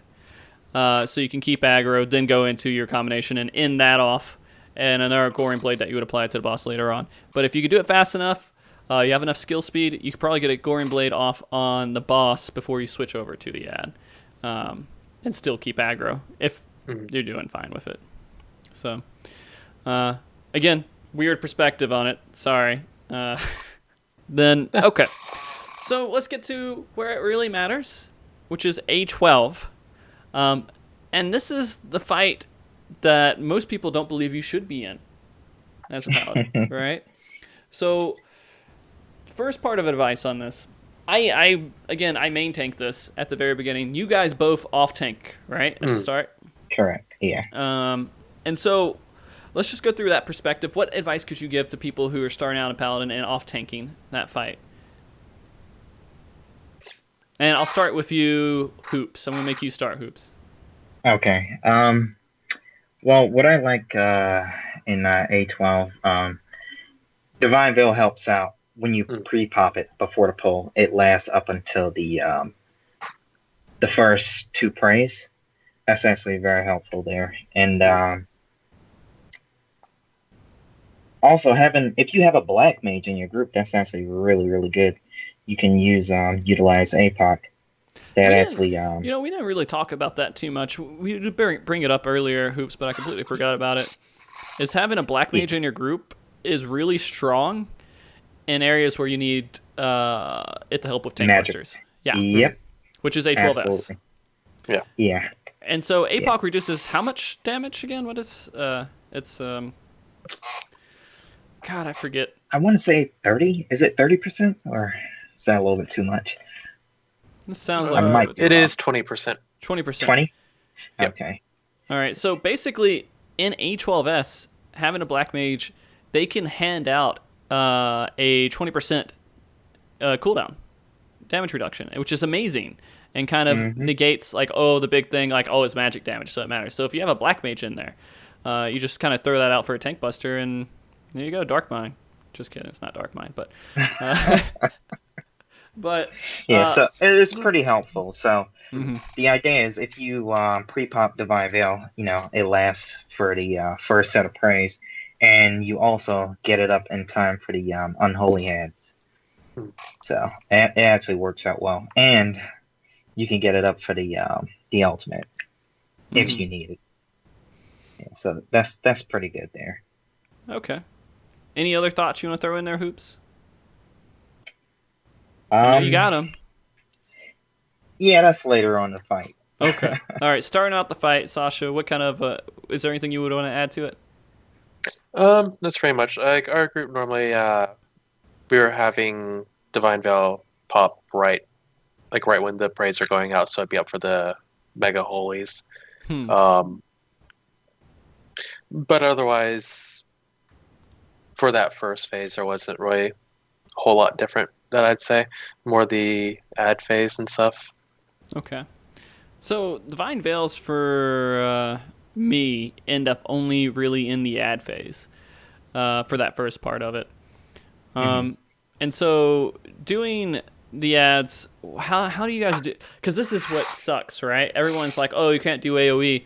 It doesn't matter, though, to me, because that as long as they die before the other ads pop up, you're fine. Yeah.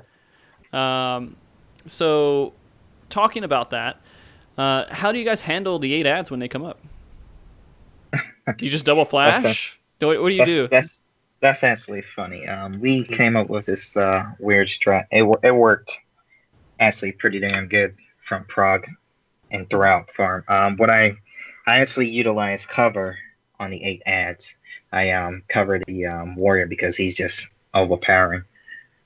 And, you know, generally, he's going to take hate from a paladin. Flash isn't going to do much. So the paladin just stays in Sword Oath and, you know, covers him with some CDs. What CDs do you use for it? I use Rampart and Convalescence. Okay. And, yeah, by the time they wear off, they come back up for the general time and light. Okay. Sasha, how do you handle those 8 ads when you go out and do it? I usually switch into Shield Oath as Alexander's disappearing, do flash, circle, and then another flash, and then switch back into Sword Oath. Okay. And then I under mitigate and make my healers work more. Nice. Yeah. I feel like 2 flashes usually does it pretty well, because then I start single targeting and I hit everything else. 1 flash doesn't do it for me.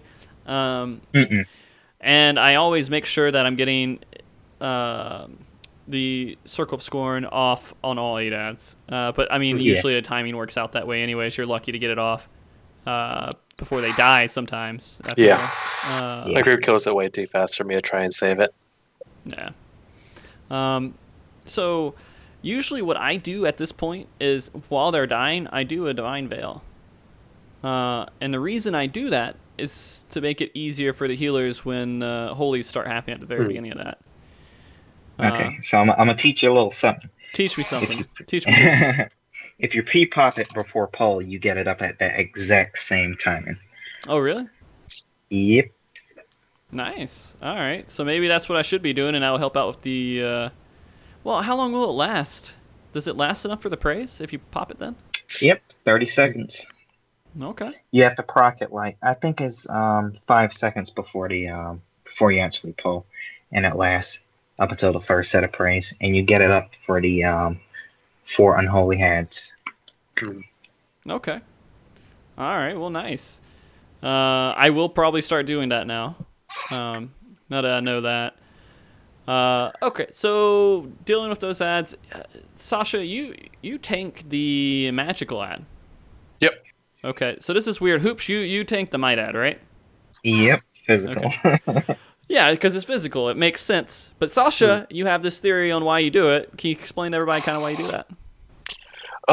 So with the magical ad, I have the timing down on Hallowed Ground, so I can Hallowed Ground the first and second buster from the magical ad.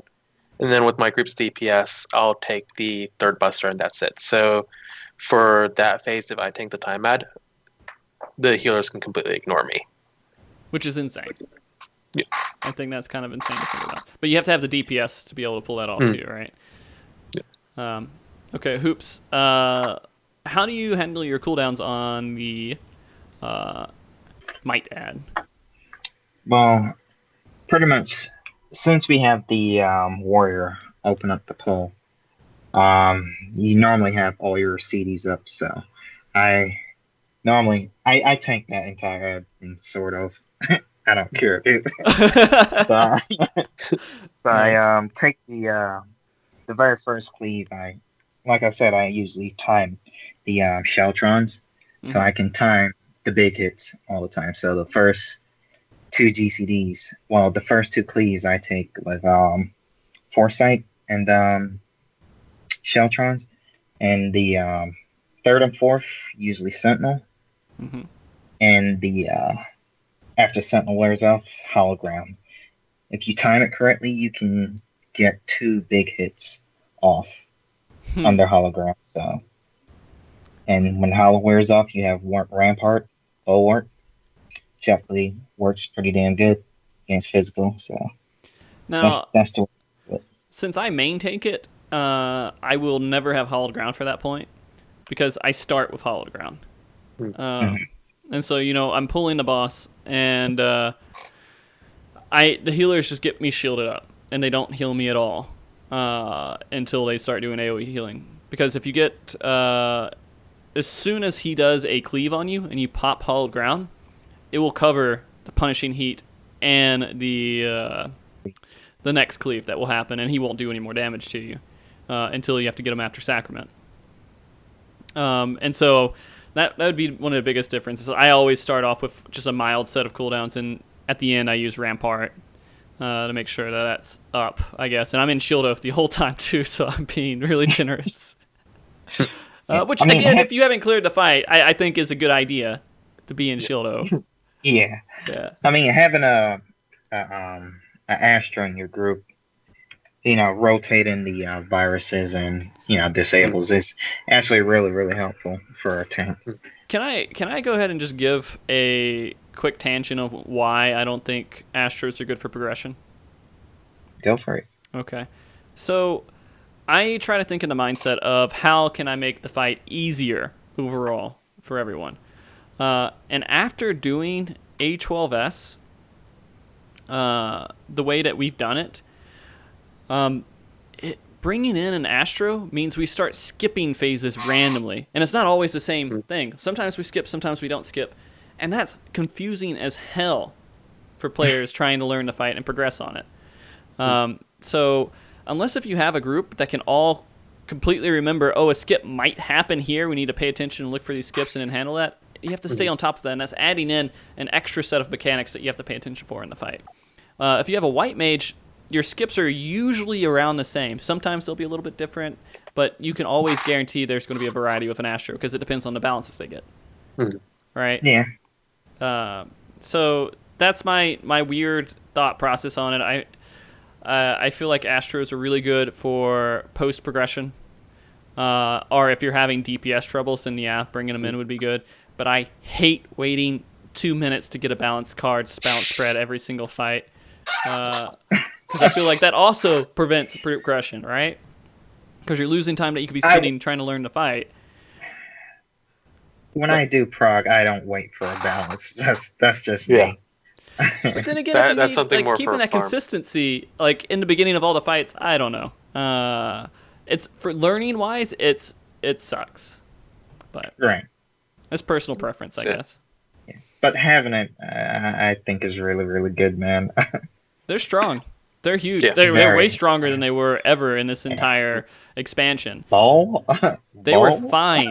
They were perfect. But see, you can't guarantee bowl either. See, that's the other thing. It's like you can try, but then you waste cards kind of while you're doing stuff. You could be getting more cards if you don't use these cards and you're saving it, right? So it's the inconsistency within the buffs is what really makes it rough for me, for most groups that are going out and learning these fights. Once you master these fights, Astro's insane. And they're insane for really good hardcore players too, because they can keep up a lot with the various natures of what Astro can bring to the fight. I personally think Astro brings enough to balance out for that. Like, I understand what you're saying with the whole randomness, but like Disable, Spire is amazing for whenever people inevitably die during progression. Eura as well. AoE Bowl is saved lives during progression a lot of times. Collective Unconscious is really nice. It is, personally, I think the kit that Astro has balances out the random aspect of it, at least in my experience. Yeah, I think it's actually better than a white mage for prog. Yeah. I'll completely disagree. Think about it. An Astro can actually mitigate damage. A white mage can't. You have to rely on your scholar. If you think about it that way. Oh, you got Divine Veil. Screw it. The more the merrier. Yeah, I don't know. Having that random factor to it, I feel like affects the entire raid. It doesn't just affect the Astro. And so, being able to put an AoE bowl on like a AoE that's about to go out, holy crap, that's awesome. But you can't count on it, and you have to like plan around how are you going to deal with it when you don't have that AoE bowl. Sure. And so that's for the healer show. We'll push that there. It's just one of these things that I've been thinking about while I'm in the shower. Lots of thoughts. You gotta have one. Yeah. Yep. Okay. So you gotta have a shower, right? So going into this next part, and you guys getting into, temporal stasis. If you're main tanking and off tanking it, you should usually be in sort of at the very beginning of that, no matter what. Because that first set of debuffs, you're not getting any damage. You should always start with a Sheltron if you're main tanking, because he's going to do one auto attack on you, and so it gives you a free shield swipe. Right. But yeah, during that, just making sure your buffs are good, and usually I think I can get off almost 2 combos before I have to get in position for my debuff. Just like right before that last bit of combos. When do you guys usually have to get in spot for your debuffs? I think see that's actually a tricky part for me. I've been messing around. I've actually been trying to use Goring Blade as my last GCD. That way it keeps ticking. How many times have you died because of it? Oh, I never die, dude. Okay, then you can get off 2 combos, right? Yeah, about that. Okay, I gotcha. And if you have higher skill speed, you'll be able to guarantee it, which is, again, promoting skill speed for Paladin, which is, to me, has been unthought of. But and I mean, jumping also makes it safe. Have you ever tried that? Jumping right before it freezes? Yeah. Really? Even without the technical benefits of that, it's just more fun to do it just to see what kind of pose I get. Nice. So if you jump, it delays how much time it takes to freeze you, or how's that work? It's weird. For some reason, if you keep walking, it will stop you in place. But for some reason, when you jump, you kind of jump to your spot, so you still get that extra. Huh. Yeah. Like was just mentioned in the chat, the game updates your position when you land. Okay, I gotcha. Yeah, it's part of what combos off. Yeah, I believe it was part of like the whole strat with A4S as well. Because I know at least all the groups I did, you like jump in between the 2 orbs. Okay, so that actually makes a lot of sense. I didn't actually know that. I feel stupid for not knowing that. But it's just one of those things, like you become a really good player, you start knowing exactly all the little ins and outs of the system and how it tracks your character and what kind of how to deal with latency and all these other little things to make yourself better. So, all right. So going into that, then you have your standard tank busters, and I don't know if I want to go into like where you guys use your Sentinel, Rampart, and everything, because I feel like it's going to be different for different people. You guys are off tanking at that point too, right? Yep. Yeah. And so depending on the position you're in, depends on what kind of debuffs you have. Do you normally have at least one tank swap before summon Alexander? For my group, we tank swap when time gate is starting. So our warrior goes into time gate, and I tank the boss during time gate. Okay. Well, That's that the makes same sense. way I do it too. Yeah. Okay. Yeah, that's actually where I end up using Divine Veil again, is as soon as time gate starts, so that it's covering the people going in as well as, or I'll do it so that it covers everyone that's gained this deck after the first crystal, so that our range That's doesn't pretty die. smart. No, Yeah. that makes a lot of sense. Yeah, So basically, I like while everyone's running from the second set of debuffs, is a good spot for it, or like if you were When the boss disappears momentarily, like as he's Okay. reappearing. Okay, I gotcha. No, all right. Well, then there you go. So going in through the rest of that, there's not too many other little paladin gimmicks you can kind of throw in there for the rest of the fight besides just debuff rotation, right? Or where else You can know you what? give like general paladin tips for it? You know what's funny? I was actually thinking about using Fracture on A12. Fracture uh, on A12. Yeah. For which part? Temporal stasis. Oh yeah, I actually almost always use Fracture for the second one. I usually don't have enough time to get it for the first one, though. I'm going to try and risk my life to see if I can squeeze that in there. But yeah, I usually use Fracture if I have time for one extra GCD before having to disengage the boss. So the temporal stasis and also Inceptions as well. Right. Okay. And I usually with the timing on Divine Veil, I also have Divine Veil up for the second Inception. Yeah.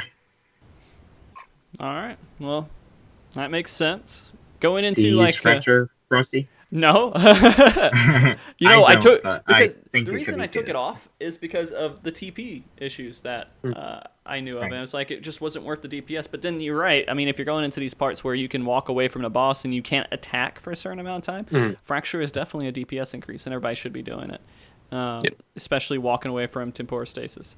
Okay, temporal status, tempora. I guess a food.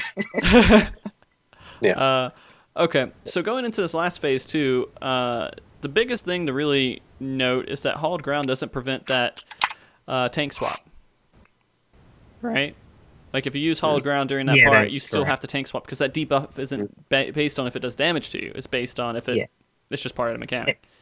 Yeah, it stays on for quite a bit.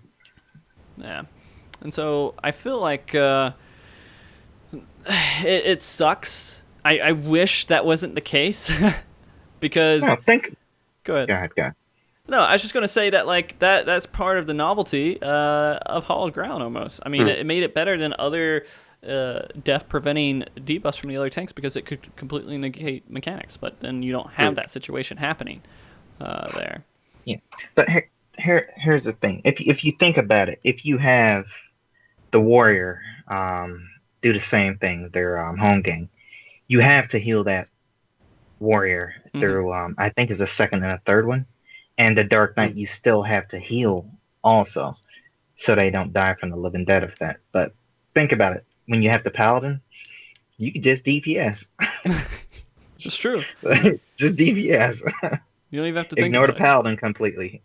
Yeah, and that's the biggest benefit to Hallowed Ground is that you can completely ignore the Paladin and just DPS and push the fight that much faster. And so I don't know. And do you guys use Hallowed Ground for the first tank buster, or is your warrior taking that for Which tank with buster? puddles, the start of puddles, where you don't have Sacrament going off at the same time? I'm usually the main tank at that part, so Okay. I hologram first. The only reason I'm thinking about that is just because if you hold ground for the second part of it, that's the part where it's more crucial, right? You have more damage going out when puddles are being shot all over the place with Communion. So if you save Hallowed Ground, like you have the warrior take the hit and do his home gang, his little trick or whatever for the first tank buster, and then you Hallowed Ground for the second one, overall that would be easier for healers, right? Or am I crazy? Yeah, in theory, yeah. It really depends on your kill times. Yeah, It's because like- I haven't seen that since our second kill. Same here. Okay. It took me a moment to remember what you were talking about because we don't see that You don't see anymore. communion anymore? It's not a thing anymore? Fair enough. Mine dies on the very first tank buster. Nice. Now, if only we were at that point, which we're not, it would be great. But if you're getting to that communion part, which is where it gets really rough, then I would think saving Hallowed Ground for that second part would be best. Because if you get into the third tank buster, you're probably about to die. I would think. Yeah, you are. So, all right. Well, cool. Any other thoughts on A12S before we go into the next subject? I think that's about it. You have anything, Sasha? Divine Veil is actually really good on that last part also. Yeah. For the what's it called? Is it the Holy Blade? The one that's the raid wide that Holy Bleed. doesn't come from the boss? Yeah, because that one, the debuffs from Dark Knight and Warrior won't affect it, whereas Divine Veil does. Yeah, fuck you, Dark Knight Warrior. Say it again. Say it again. We'll maybe get into that. We're already like 2 hours on this show, by the way. We're pushing it pretty good, and we haven't even got to questions at all. Yeah. So we have a little bit more to cover here. All right, so let's actually get into some of these questions now that we're starting to think about it. I want to hit those, and we could go back into some of these other little subjects. There's only a couple little questions that I had, but I want to make sure these guys see it. A lot of people on Reddit, when we're looking through and we're asking questions, the biggest complaint is, hey, AoE, why is the AoE so bad? SC, please fix the AoE. My general thought is in this tier, AoE damage doesn't matter as much for most groups, even while they're progressing, right? Or am I crazy? Am I a crazy person? For the most part, you're right on that. I mean, the only AoE heavy fight there is 9. Yeah. That's about it. I mean, there's a single add in 10, single add in 11. Well, there's the 3 adds that show up if you're still hitting that part in progression in 10, right? Yeah, but most groups that are progressing for the first time are going to hit. Yeah, but right? you normally limit break it. Yeah, you limit break it, so it doesn't matter. So it doesn't matter. Honestly, the only fight I can think of in a Savage context from this expansion where it really matters is 9. But there's a lot of tricks you can pick up for 9 to alleviate to some degree. Mm-hmm. Yeah. Or not 9, 2. Like 9 has a bit, but it doesn't matter. Yeah. Yeah. So I mean, when we're talking about like AoE increasing for Savage, it doesn't really change anything. Paladins aren't weaker because of their AoE. They will have lower numbers in parses, mainly in 12, because you can get padding from the other tanks. When you're going into that, and it doesn't matter again how fast you kill those ads, as long as you kill them before the next set of ads pop up. It's just tanks are padding their DPS that way, and so it makes Paladins look like they're a little bit even weaker than they really are because they don't have any way to pad the DPS on that. And so a lot of people don't enjoy Flash. They say, oh, Flash, blind, stupid, pointless. It doesn't even get used in Savage, which is true, which I think is stupid, that blind isn't getting used in the 8 ads. Right. I figured that would be a huge cooldown that could be used there. But it's just how they designed it. And so... Do you guys think that Paladins need a better AoE? Yeah. Yeah. Still. Yeah. I think so too. Yeah. I feel like it's a quality of life change. It's not like a necessary change. But go ahead. Hooops. Or no, Sasha. Sasha. Yeah, go. Realistically, making if the blind affected the 8 ads, that would be nice. But realistically, give us an AoE that actually does some damage like the rest of the tanks. Yeah, I don't see why they can't make Flash do damage. Like, make it like a mini holy, like how what's the Dark Knight's move called? Jesus Christ! Abyssal Drain. No, the other weaker one. Unleash. Is it Unleash or Unman? Maybe Unleash. Yeah, make Flash do a little something like. Yeah. Something. Think about it. We have one AoE ability. We hit softer than every other tank class. Mhm. Help us out. Yeah. Yeah. And it makes taking them for experts at least a couple minutes longer if you have a paladin in the group. Which Yeah. it's silly to me to think about. It's one of those things that I don't know if Square Enix should program all tanks to work exactly the same just so that speedruns can go smoother for one of the tanks. But I do agree that it would be nice if it was like a little mini holy or something. Or something. Again, this shouldn't be a reason you do not use Paladin in Savage or any other content. Because I don't think it holds you back from any of the content. Would you guys agree with that at least? Yeah. Yeah. Okay. Oh, yeah. We just want those big dick DPS. I mean, really, it's more a quality of life thing for non-Savage content, like dungeons and whatnot. It makes a big difference there, but not really in Savage. So yeah. All right. So the other thing, which was kind of a unique comment that I saw on Reddit, and a lot of people don't think about this. Sasha, you had some comments on it. Hoops, I don't know if you thought too much into it when we were talking a little bit about it, but the different shield types. We had a lot of a discussion on people wanting to do different shield types. Sasha, you had some input on that. Do you want to go into why that might be even a big deal? I like the idea of the customization, being able to adjust shield types based on encounter. My big problem with the way it was implemented before was item levels. Like if they implemented such that there was at least one option for each item level set where there's a shield, then I think that would be okay. But if, like before, whereas like you had one, maybe two different options for an item level but then another shield type would be like 5 or 10 item levels lower. That was my big issue with the diversity of shield types before, was that there was no real consistency in item levels between all the different types. Okay. So what's the different shield types that we're talking about? It's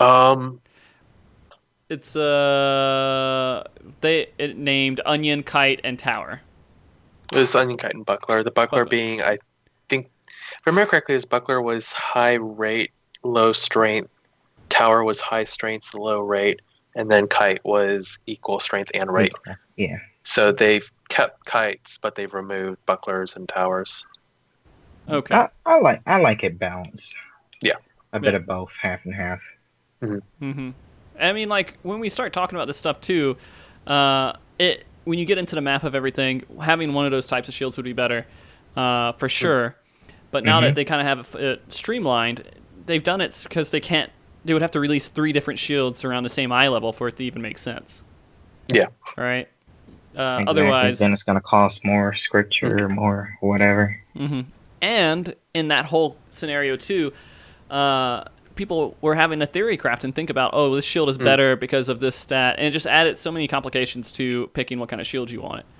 And depending on the fight, too, and how often they hit you versus everything else. And so now that they have it streamlined, you don't think about that anymore. So it's simplified gear a little bit. And Hoops, you said you like it the way it is. Sasha, do you want them to change it and go back at all? I'm indifferent, honestly. Like, it's nice the way it is. It's better than it was. I don't want them to go back to the way it was. Like like I mentioned, like if it was an option, one of each at least for each item level, it'd be better. Part of me likes that bit of customization. Like, Tower Shield would be... You could argue a Tower Shield could be better in 9 because of making Sheltron stronger. But you could also argue a Buckler would be better because you block more of the cleaves and autos. So it opens up a lot of customization with playstyle, which I think is a good thing. But, I mean, me personally, I'm indifferent. I'll make do with whatever Square Enix gives me. Okay, fair enough. Same here. I'm going through a lot of these Reddit questions, and a lot of these we went over with just in our normal conversation. We knocked out a lot of these questions here. I do have one question in here that was directed actually for Hoops. Oh boy. It's a simple question, nothing too scary, don't worry about it. How important is it to be on time? That question is from my warrior. Have you had a lot of issues coming up on time? Yep. Oh man, I could tell you how many times I cleaved the group in A9 trying to get Circle of Scorn off on all the ads. Oh, what? Oh my goodness. I killed the group so many times. So are you talking about like on time as in getting into the stack on or not getting on the stack on time, or what are we talking about? Either hitting the AoE on time and getting back into position. So okay. And I gotcha. yeah. All right. Thanks, Connie. Yeah, no problem at all. Okay, so another question here is, to me, is a question that I can't give a straight answer on, but maybe you guys have thought about it. So going into 4.0, what are your thoughts going into 4.0? Are you still going to be thinking, oh yeah, I want to play Paladin, or is there any thoughts of not playing Paladin anymore in that? I can't give a straight answer on it, but Sasha, you said that was a question that you're actually interested in answering. Yeah. Like for me personally, I'm planning on leveling Paladin first, just because, like, yeah, it's what I have most experience on. It's what I do want to raid on in 4.0. Probably a little Dark Knight after that, just in case, Dark Knight gets improved and there's any fights that really slant towards Dark Knight again. Although I'll probably still stick with Paladin. Middle finger. Yeah. But I'm actually interested in Red Mage and seeing how that turns out. So yeah. How do you know it's Red Mage? It might not be Red Mage. Yeah, I was wondering if it was confirmed or not. Yeah, we'll get it here in like a couple of weeks. Yeah, 23rd is when next FanFest is. Mm-hmm. But if it is Red Mage, I'm really interested to see how that works out. Although I'm just sitting over here waiting for them to implement Blue Mage as the tank. That's what I want. That's what will make me happy. Yeah, it'd be interesting. Yeah. See how they could actually pull it off. Samurai, yeah, but that's going to be a DPS, right? Don't know. Speculation, boys. Speculation. Have you guys actually tried your hand in... here's another question was regarding PvP. Have you guys actually done any kind of PvP with Paladin? Nope. I've done it one time, like, early on. And I've been actually wanting to do it lately. I just was trying to find the time and haven't really had the time to do it. But I'm starting to have time again. So once I finish leveling everything to 60, I'm probably going to try out PvP on Paladin. Yeah, because a lot of people say it's completely overpowered and like super strong in PvP because they have so many factors, and you can actually push Paladin to its limits in PvP with all the utility it has, and it makes it amazing. It has the best stun in the game, so I can see. Yeah. Yeah, and so I mean that's something that if you guys like PvP and you want to tank, getting really familiar with Paladin will be amazing. Because it completely changes the game from simple to advanced and going into PvP. Yeah. But I think every job kind of gets advanced going into PvP almost. But okay, so let's see. I think that's pretty good for Reddit questions because a lot of this stuff discusses utility as Paladin. I feel like we've answered all these questions within our discussion. And talking about how Paladin's not meta, how you guys feel about it. A lot of those questions we've went over. So we have some questions from chat, and then one of them, Blade Dancer asked Hoops what happened on Savage Gordius with your Paladin? Was that Gordius? something? We kind of went over that, right? I did play Gordius as a Paladin. Like I said, I killed it pretty late, very late actually, but I did the whole tier as a Paladin. Man, at least you killed it. It's better than a lot of other groups. All right, so Malfested.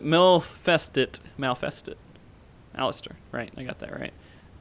Would cover be overpowered if Dark Knight took damage based on his own defense?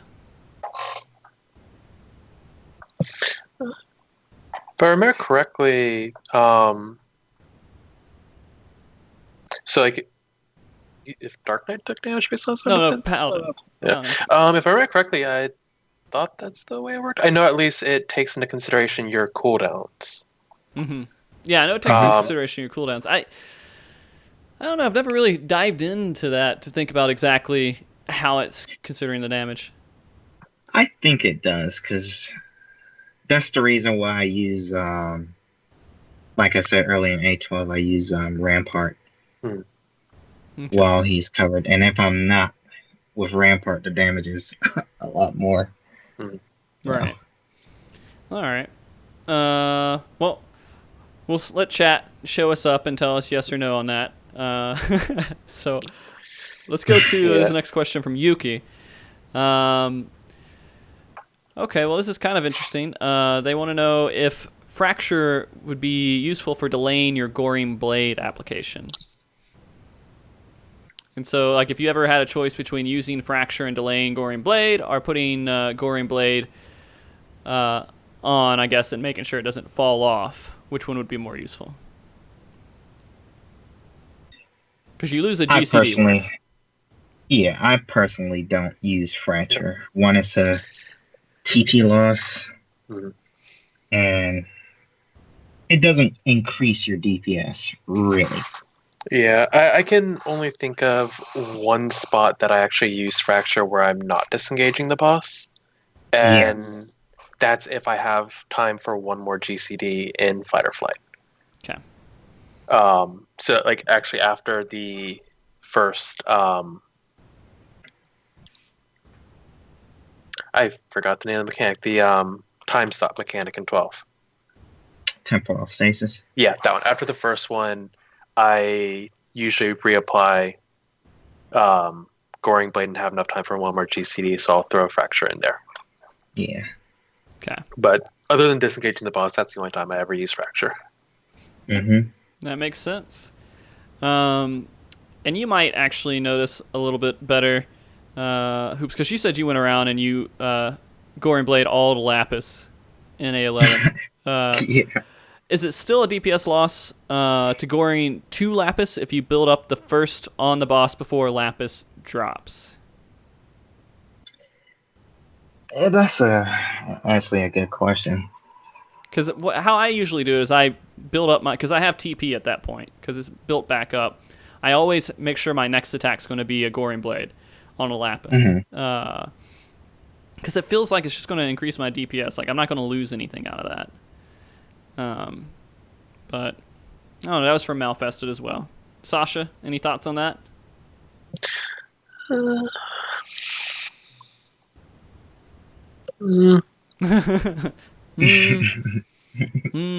Maybe. I gotcha. Yeah. All right, no answer for you, Malfested. You're fucked. Sorry. All right, and then we have a whole bunch of questions from Cuzart, which I'm assuming is in one of your statics. No, but I've raided with him a lot before on Balmung. Because actually, most of Midas I was Pug Raider, so... I gotcha.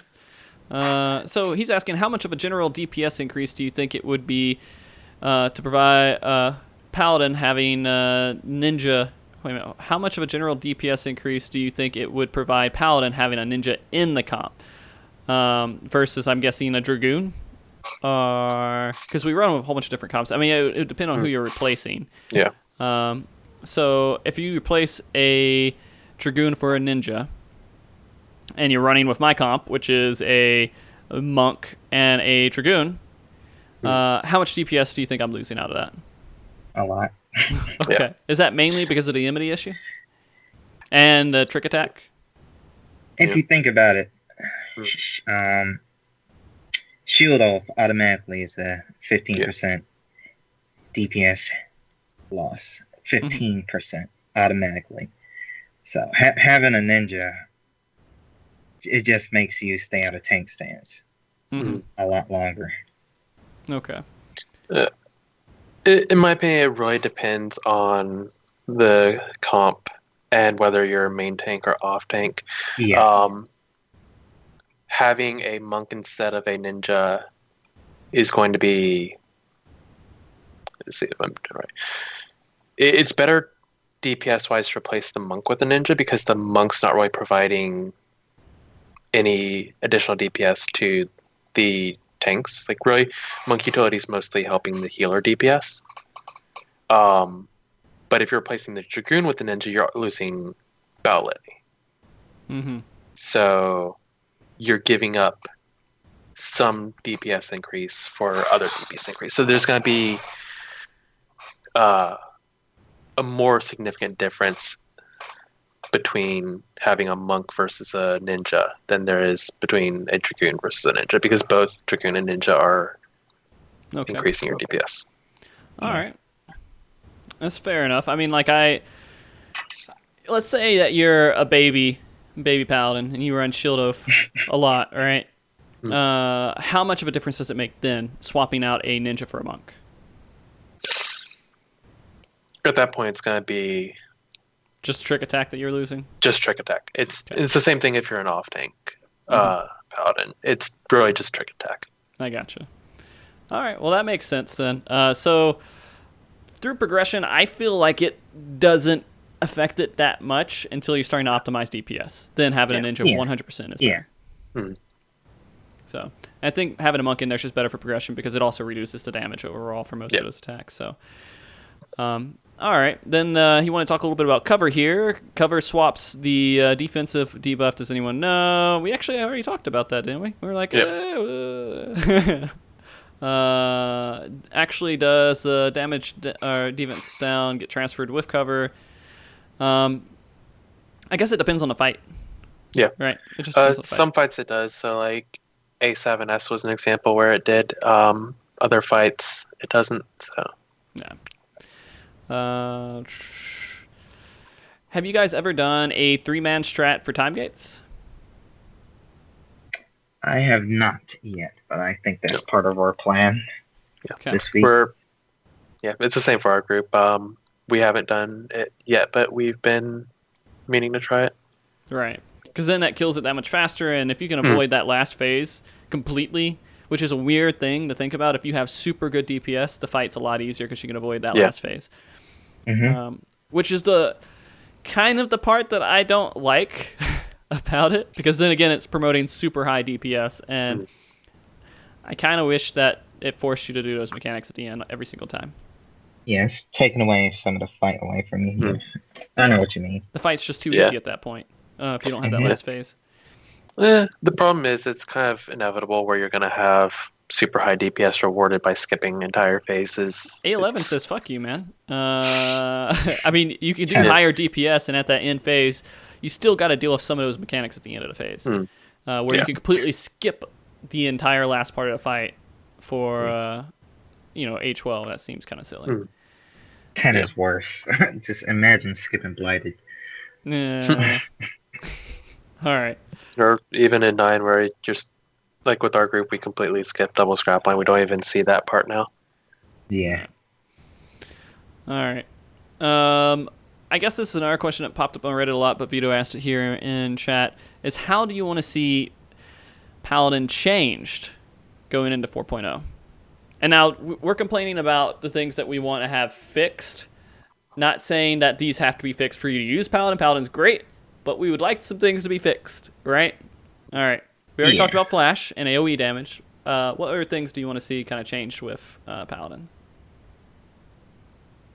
Well, for once, I want them to do something about the TP. But, TP? Yeah. So the target dummy damage can be better? Yeah. Not only that, but like one of the things I was actually thinking about was when you activate Shaltron and it actually procs successfully, it actually gives you back MP. Why not change that to TP? It's something small, like like get back like 30 TP every time Shaltron, and do something about Bulwark too. It does not need to be 3 minutes. It doesn't need to be that long, and it's only super effective when you get lots of hits coming in at the same time. Yeah, it's a 60% chance too. So it's kind of do something about that. Yeah, and maybe do something with Clemency also. Make it more useful. As in, like, you can't get interrupted, and make it to where you don't have to use a global cooldown for it. I mean, don't make it like. Yeah, don't make it like Equilibrium. I mean, that's just broken, but just do something about it where, we can use it in the fight without being interrupted or something like that. All right. Sasha, what are your thoughts?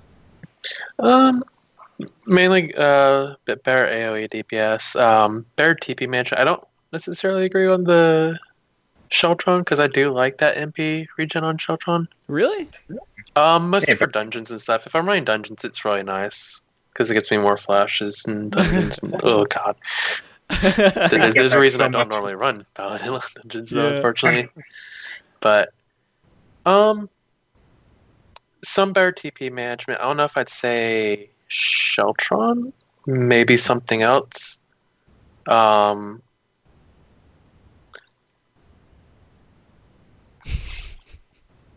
Yeah, that's really the main things I would like to see.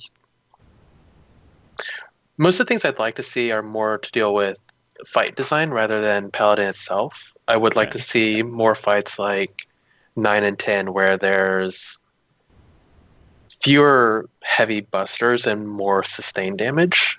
Like to kind of promote more defensive play. I'd like to see a shift in fights in that direction. And that's the biggest thing I can think of because that would,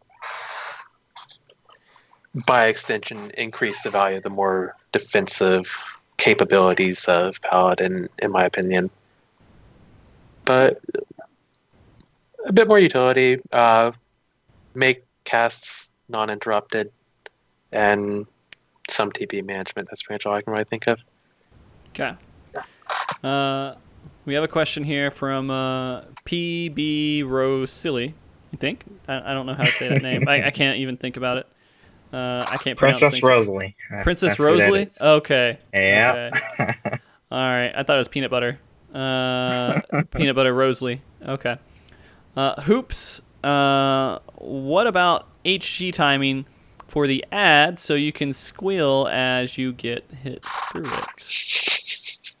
Really, Rosie? You're gonna ask me this question on live TV, Rosie? we need a serious answer here, sir. Yeah, she's watched me died so many times. Nice. On the Hallowed Ground timers, yeah. Yeah, I died quite a few, or came very close to dying quite a few times in 12, trying to get the timing down on Hallowed Ground for that time ad. That's like, exactly is what this right? Is about. Nope. Yeah. So that's again the thing where we do Sophia, and I'm like, oh, I got the cooldown, and then if you don't hit it within that first like half second or second, it doesn't matter. Yes. Yeah. Yes. That's one thing I don't like about Hallowed, just the animation timing. Yeah, but I think a lot of it's also like it's partially animation time, but also partially to deal with how the server works. Yeah. Yeah, but we're not gonna see a lot of changes towards that anytime soon that we can expect. So, all right. So I guess another question here, Sasha. I don't see too many like hateful questions towards you, man. You must have some nice friends.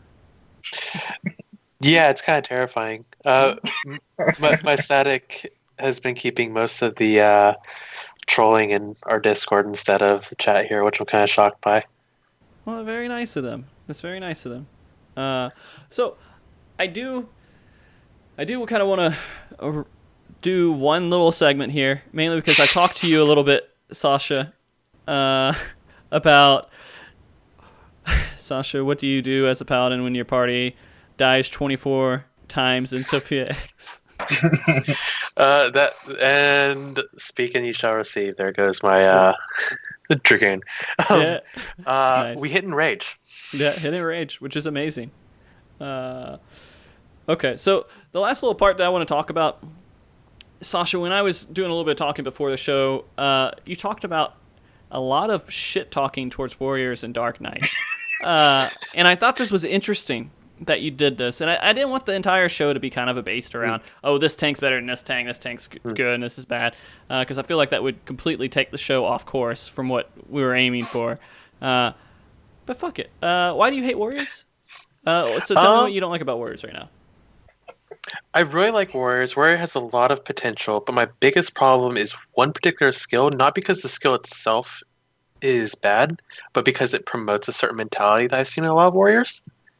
And that mentality I've seen promoted has really, in my opinion, held back most warriors from their potential.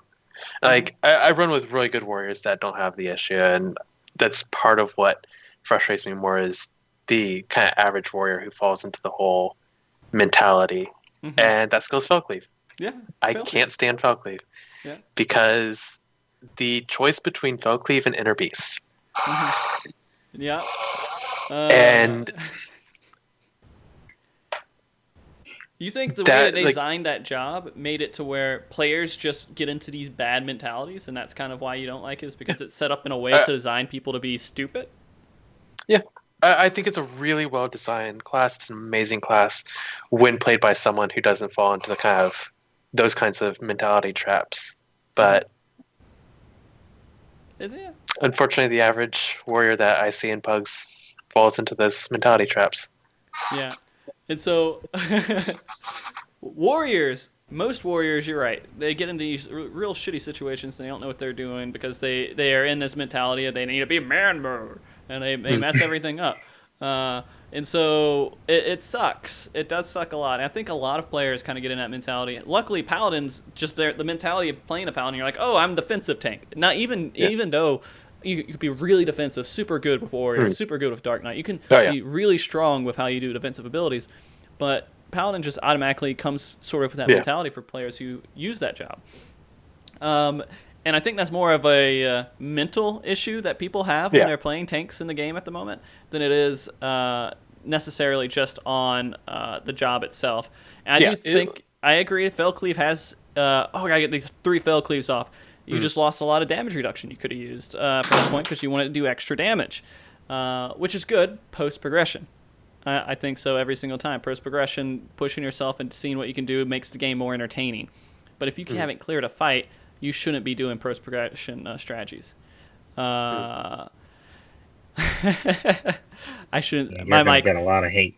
Yeah, you get a lot of hate. By the way, everyone's loves Warrior. Everyone's like, Warrior's the best thing in the world. Oh, Felcleave, so great.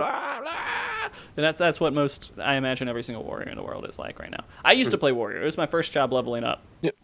I thought Warrior was amazing. I liked it when people hate it, when it was not cool to play Warrior. So I like. Yeah, I was the same way. I played Warrior and rated on Warrior up until 3.0. Yep. So. And solo tanking A9 or not A9 T9 as a Warrior felt pretty strong and good too because everybody was like, "Oh, you gotta use Paladin." I'm a Warrior. I have mitigation out my ass. I'm gonna just use it. And I played like a defensive warrior, and I thought it was really fun. But now that's kind of all went out the window. Hoops, what do you think about this, man? Completely opposite, man. I love Warrior, dude. Fair enough. Nothing bad against it. I mean, I think, to be fair to Sasha's point, he dislikes players that play their jobs ignorantly because, and I agree, I'm the same. Yeah. I can't stand people who don't understand how tanks should be working. And they're through this whole thing and people don't get through fights because they're like, oh, these people suck. If they were better players, we'd get through this fight. Well, I mean, if you were a better fucking tank and you would help them get through the fight instead of just like trying to be a DPS the entire time, you have these fights down too. It's not just because you're in bad groups. It's because you're in groups that aren't 100% perfect, like you're seeing these popular other streamers and YouTubers like they're doing. And I mean, I love Xeno, by the way. Xeno, I don't know if you know, Xeno's like my best friend. I love the guy. But when he plays, everyone wants to play like Xeno now when they play Warrior. They don't want to, they don't see him using cooldowns. They don't see all that highlight. They just see the hype about getting as much damage as you can. Yeah. And people they follow that. And we get these suboptimal, stupid, toxic players that blame everyone else for why they can't get through fights. Yeah. Don't get me wrong. I love Warrior. I enjoy playing it. I actually play a lot whenever I do pugs or learning parties for other people. It's a fun class. I love it. It's more the mentality. Yeah. Okay, so funny enough, we had another conversation, Sasha, about Dark Knights and how you thought that it was not really built out very well. So go ahead and give your thoughts on that real quick. Well, we actually discussed a lot of the main issues I have with Dark Knight when we were talking about class synergy earlier.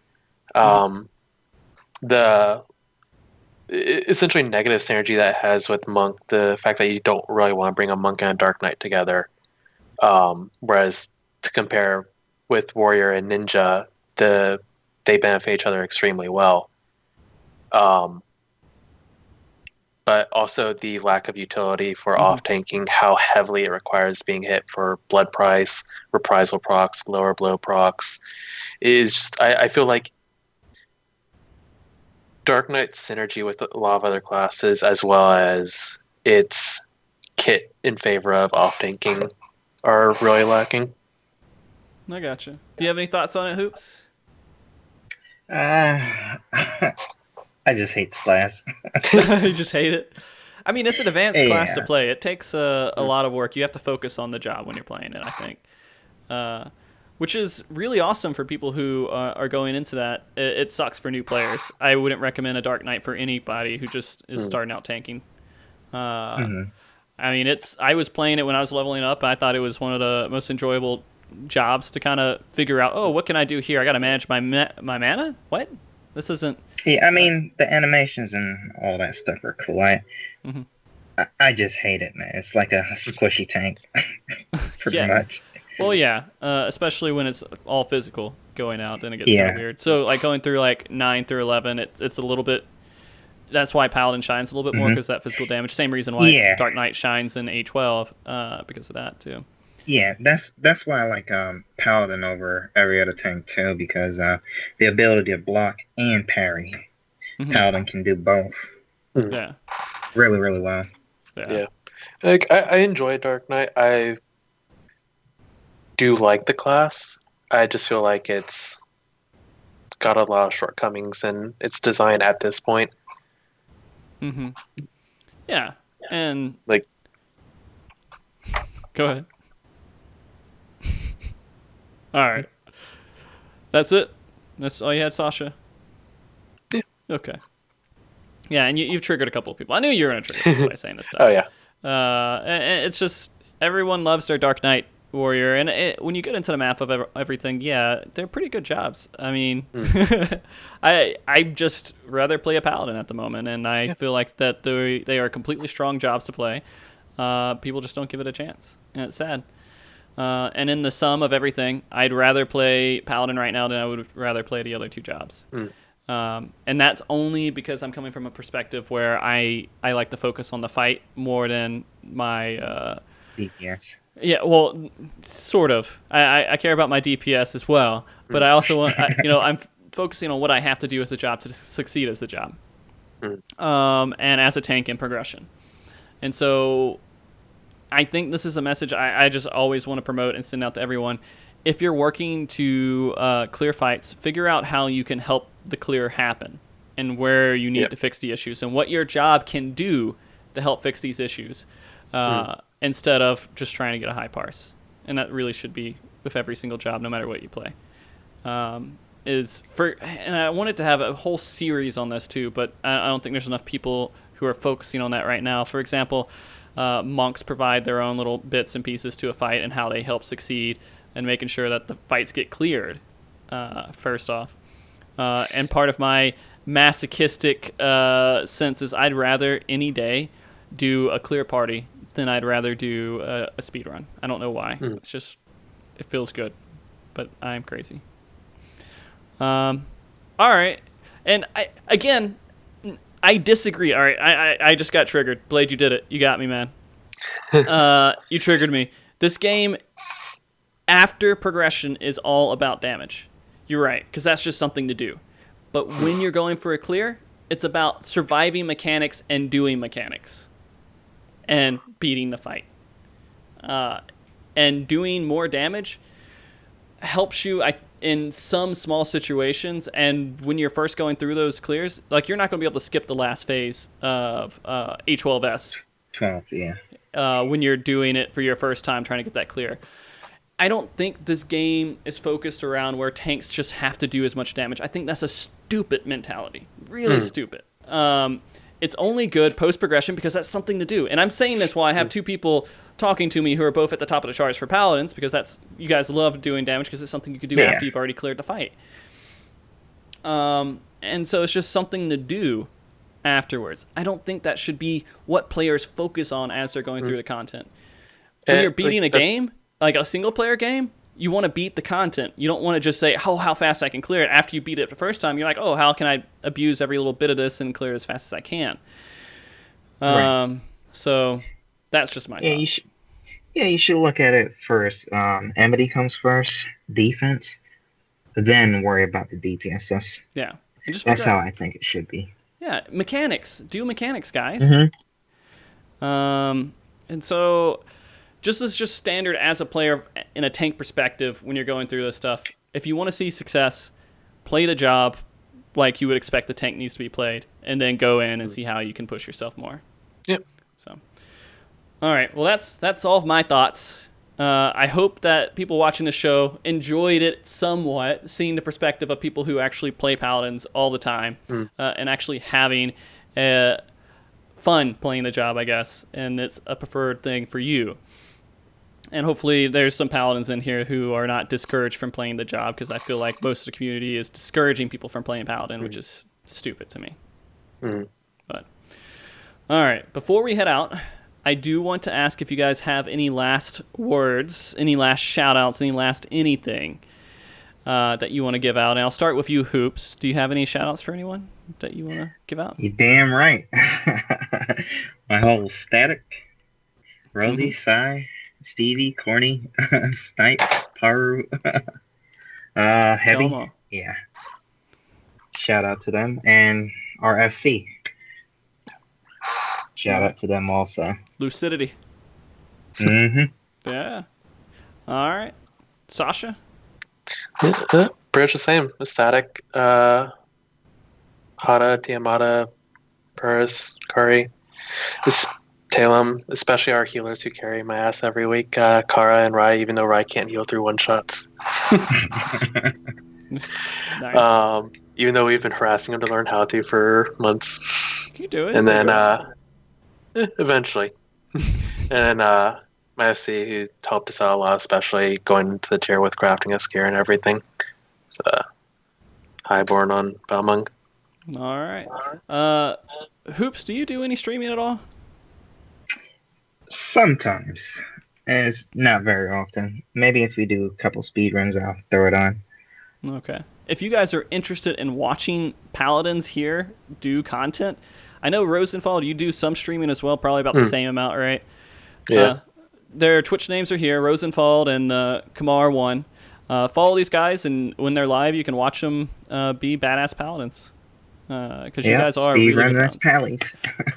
When I was looking for people who were to come on this show, I was looking for people who played mostly Paladin. And so when your first clears came, they were with Paladins. When your next few clears came, they were Paladin. It wasn't just like, oh, I've tried Paladin as a novelty once, which were a lot of people who are top of the boards. They're just doing it just to do it, right? They want to get to the top of the boards on Paladins real quick for 1 or 2 attempts. But you guys actually progressed and went through the content as Paladins, and you guys did that really well. In a tier that advised against it, which was kind of silly. But all right. Well, I want to give my shout-outs, of course, to everyone watching the chat, everyone chatting in the chat, all the viewers out there, everyone watching the show, everyone who helped support the show, Korara for helping out with the chat and making sure nothing got too crazy, of course, and giving us all the questions so we can actually answer them on the stream. Reddit for giving us their thoughts about what they wanted to see. There's a little fly right there. Sorry. And Andre Kane for the intro song, Blizana for the graphics and the overlay that we have on the show. Next week with MogTalk, it's in the air. We might have some special dual cast going on with Xeno, because Xeno is doing his Unchained episode, I think, that day after MogTalk at some point, so we might have some weird double feature going on. That's still in the works. It's either that, or we might even be talking about small server rating, which is another topic that we have coming up in the works. Guys, thank you again for coming on the show. Really awesome. Thanks for having me. Thanks for having me. And you never know what you're going to get when you go find players out randomly in the world. You come on a podcast, but you guys both did great, and I appreciate you guys. We will be signing off here, but we do need to host somebody. If you guys want it to go through the Twitch channels and see if there's someone that you have in mind that you would want to see host it, we could do that, or I can just pick somebody. It's whatever you guys would want.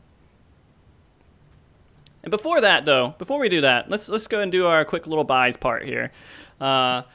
We always do an awkward wave before we leave. And I say my corny little comment. You guys ready? Now, Hoops, I'm going to know if you're not waving. All right?